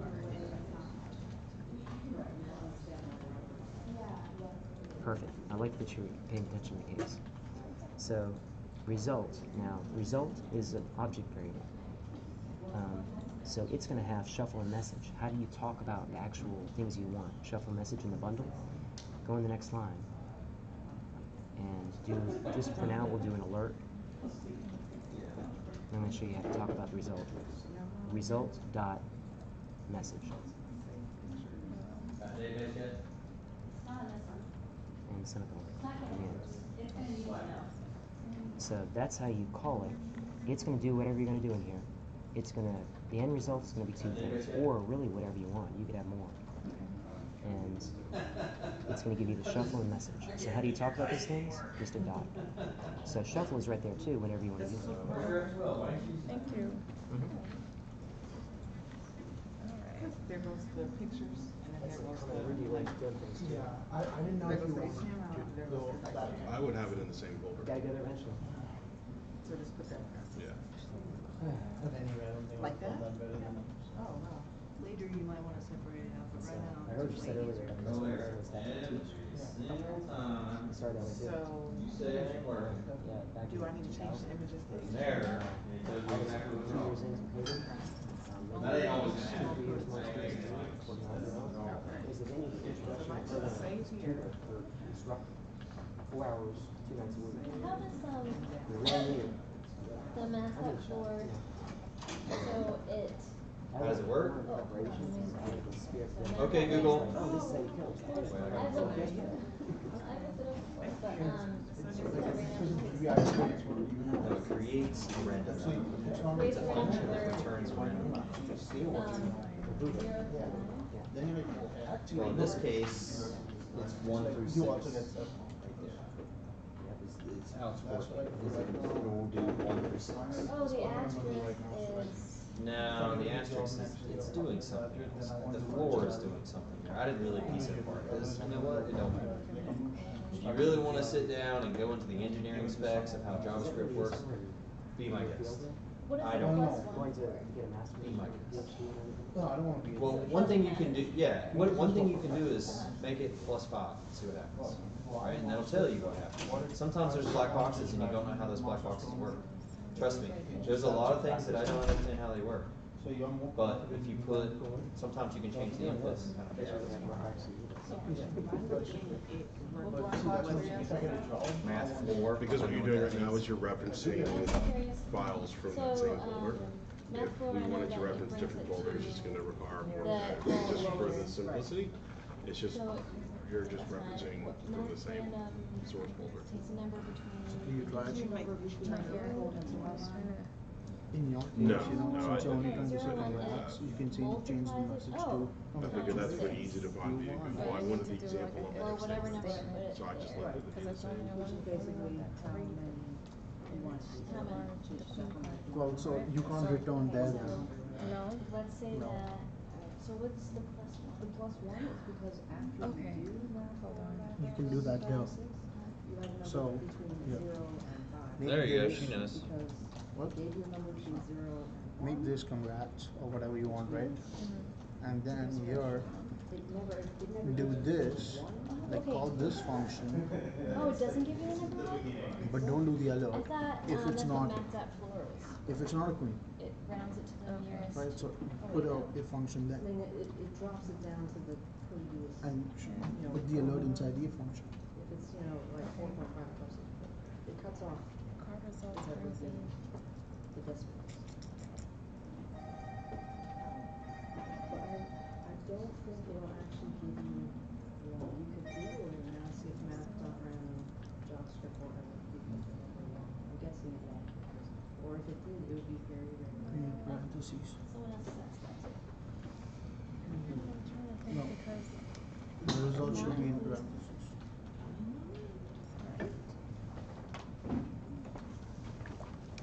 The result should be. So you have to add one in order to triple equal. So from 0 to 5. Oh, and then Triple that takes equals the Always. math that ordinals down. Never stop. Oh, okay. And chops off the decimal. Sometimes it don't take very long, does Oh, it? okay, alright, so this happens first. Well, does it actually matter when you add? But you can't do result because result now is an object, right? Because if it was So then what you have to do. 4.5 and you poured it to 4 and you have 1, that's fine. Or if you have 4.5 and you added 1 first and then poured it. You have to do result dot shuffle. Okay. Because you're comparing the card, right? Yeah. So result dot. No, where am I? I'm sorry. You're really trying to get this card. Ram. No, shuffle's right.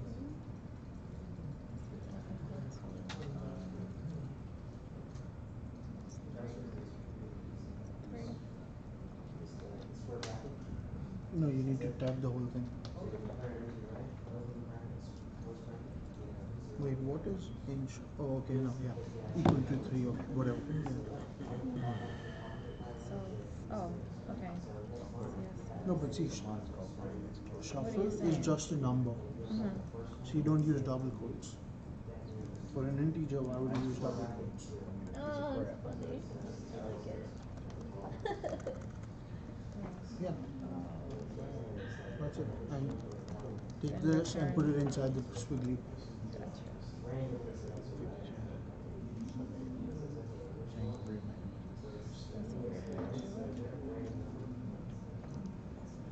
That's good. All right.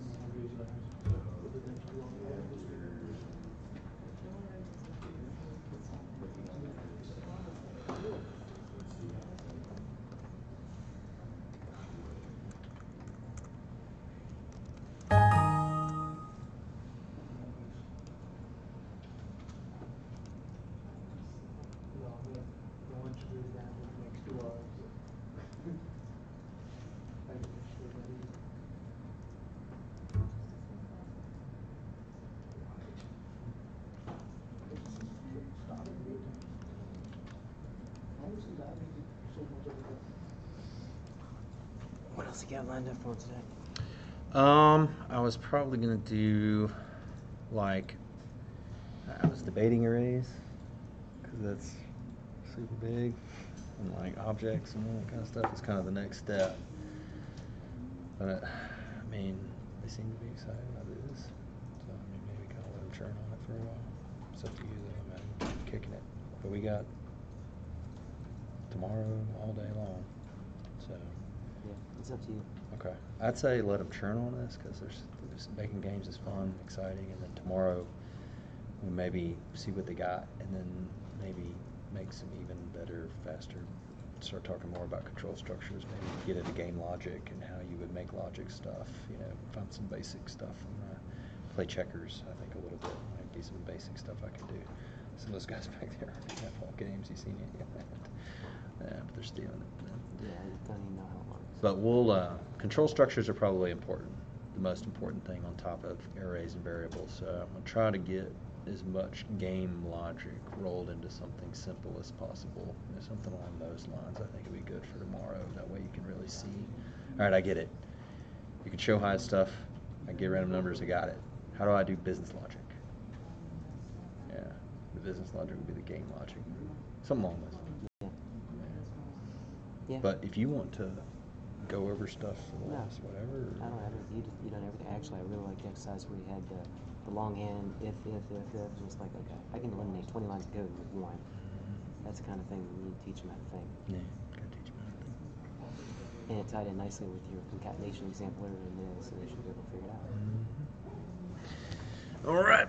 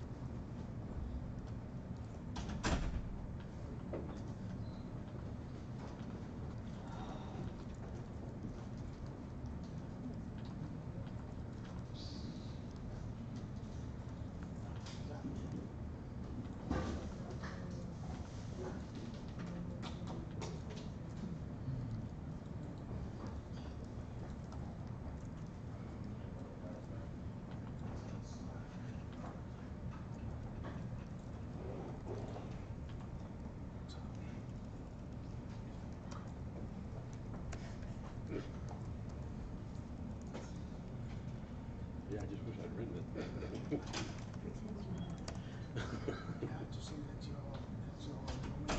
Oh yeah, I just registered it and everything.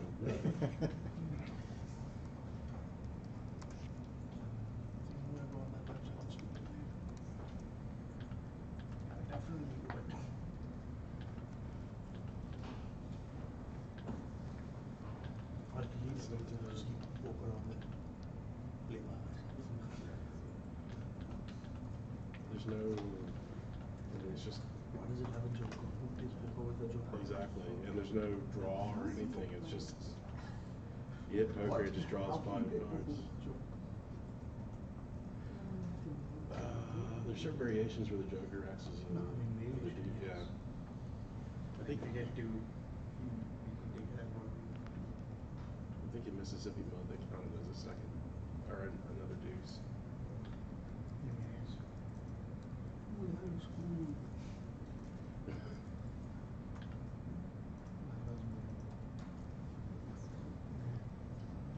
You have to shuffle. See, I told you it's messed up. Oh yeah, it's wrong. 3 You have jokers. to. Yeah, That is not a cut. You should like send him a message. Lay it down, mama. There are 52, not 53 cards. Oh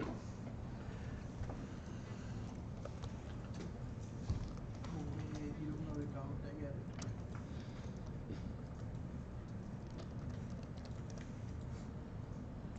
Yeah, you can just go change it too. Be like, I'm gonna go fix this. Send him the code, be like, yeah, I fixed your code, it was easy. And he'll take 10 each to figure out what was wrong. Fixed your code, you're welcome. P.S. You're stupid.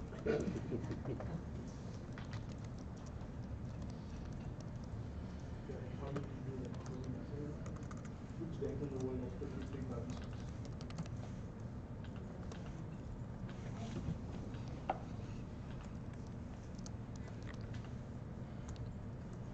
Oh, the Joker is.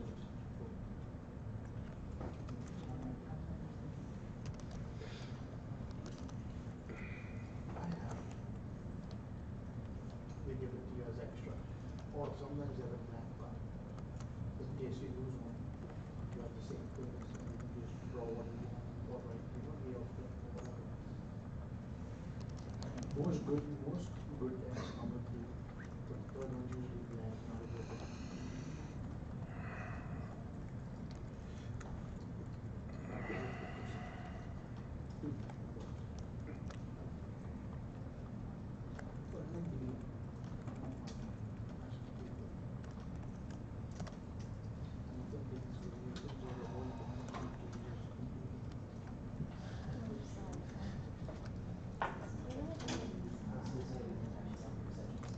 Anyone needs help? I'm sorry? You're offering help? Yeah, you want help? Sure. No, I was looking. They might know. You want help? Who wants help? Just this once. You need help? Alright.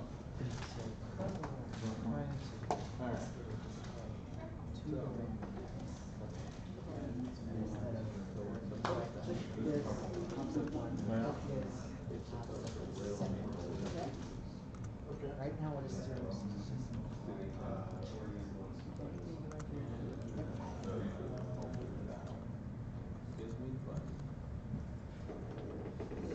Purpose is let him know if you're gonna. I'll give him a couple minutes notice if you're gonna say anything else. Give him anything else to read. Okay. Probably not. Yeah, I'd say no. Just tell him to go ahead. Yeah, do whatever he's got to do. Whatever they want to do. I mean, he's hearing me right now, but yeah, do whatever they want to do, or just keep on going with this. Everybody's. Oh, you're actually streaming? Pretty sure. I never turn it off. I don't know if I need to. So they just see it sitting here watching me pick my nose all day. Oh well, tough shit. I remember you were on the 20 by 20 screen in Richmond. Yeah. Everybody like coding yet? Hey, you in the back, wake up! And they're really loud over there too, aren't they? That's funny. Yeah, it will. Because let's see, well, first do all that. Yeah. Button trophies. Just for that.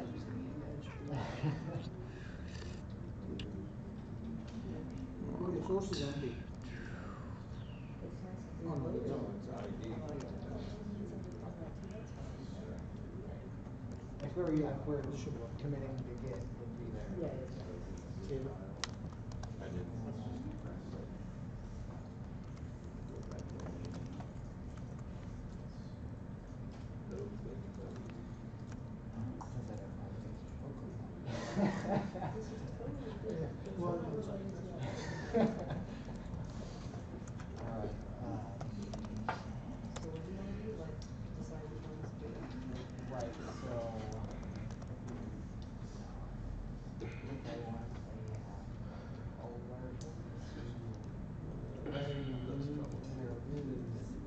You know, you've gone over conditionals. I was out a lot yesterday. You showed like how to compare things. A little bit, yeah. Kind of went through a lot of that. I mean, a little bit of that. Yeah. Okay. We can. I just didn't know if you'd covered it already. Hit whatever you feel like. I mean, I don't. You ain't gonna hurt my ego. If you want to do a quick little rundown of actual hardcore skills that everybody needs to have. Let me give Harper a call and see if he has anything. Yeah. Because I think you covered most of it already. Yeah. I think if you guys want to fill in the gaps, I mean, it won't hurt my feelings at all. I'll see if he has any idea. No, the value is just the name of that button. So, Well, show then, copy that could be a along problem. with the That could be a problem. That is the problem. No, it might be. Well, if it goes left, So maybe remove not. that. Okay. No, just the showpiece. Remove that. Now, save it in front. So I didn't understand that was what it was costing.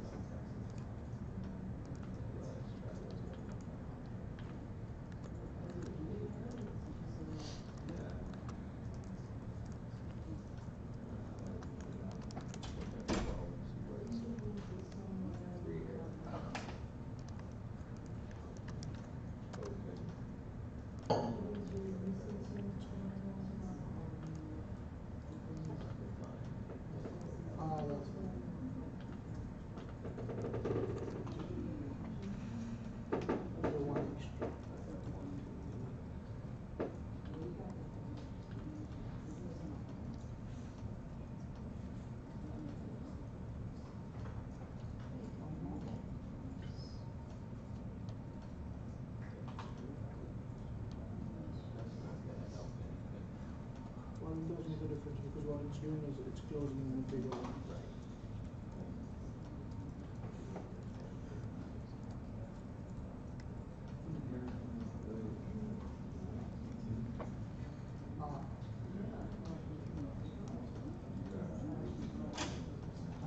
That's what I want the button to say. Yeah, he agrees. Just go ahead and cut the feed for that. Bye, everybody.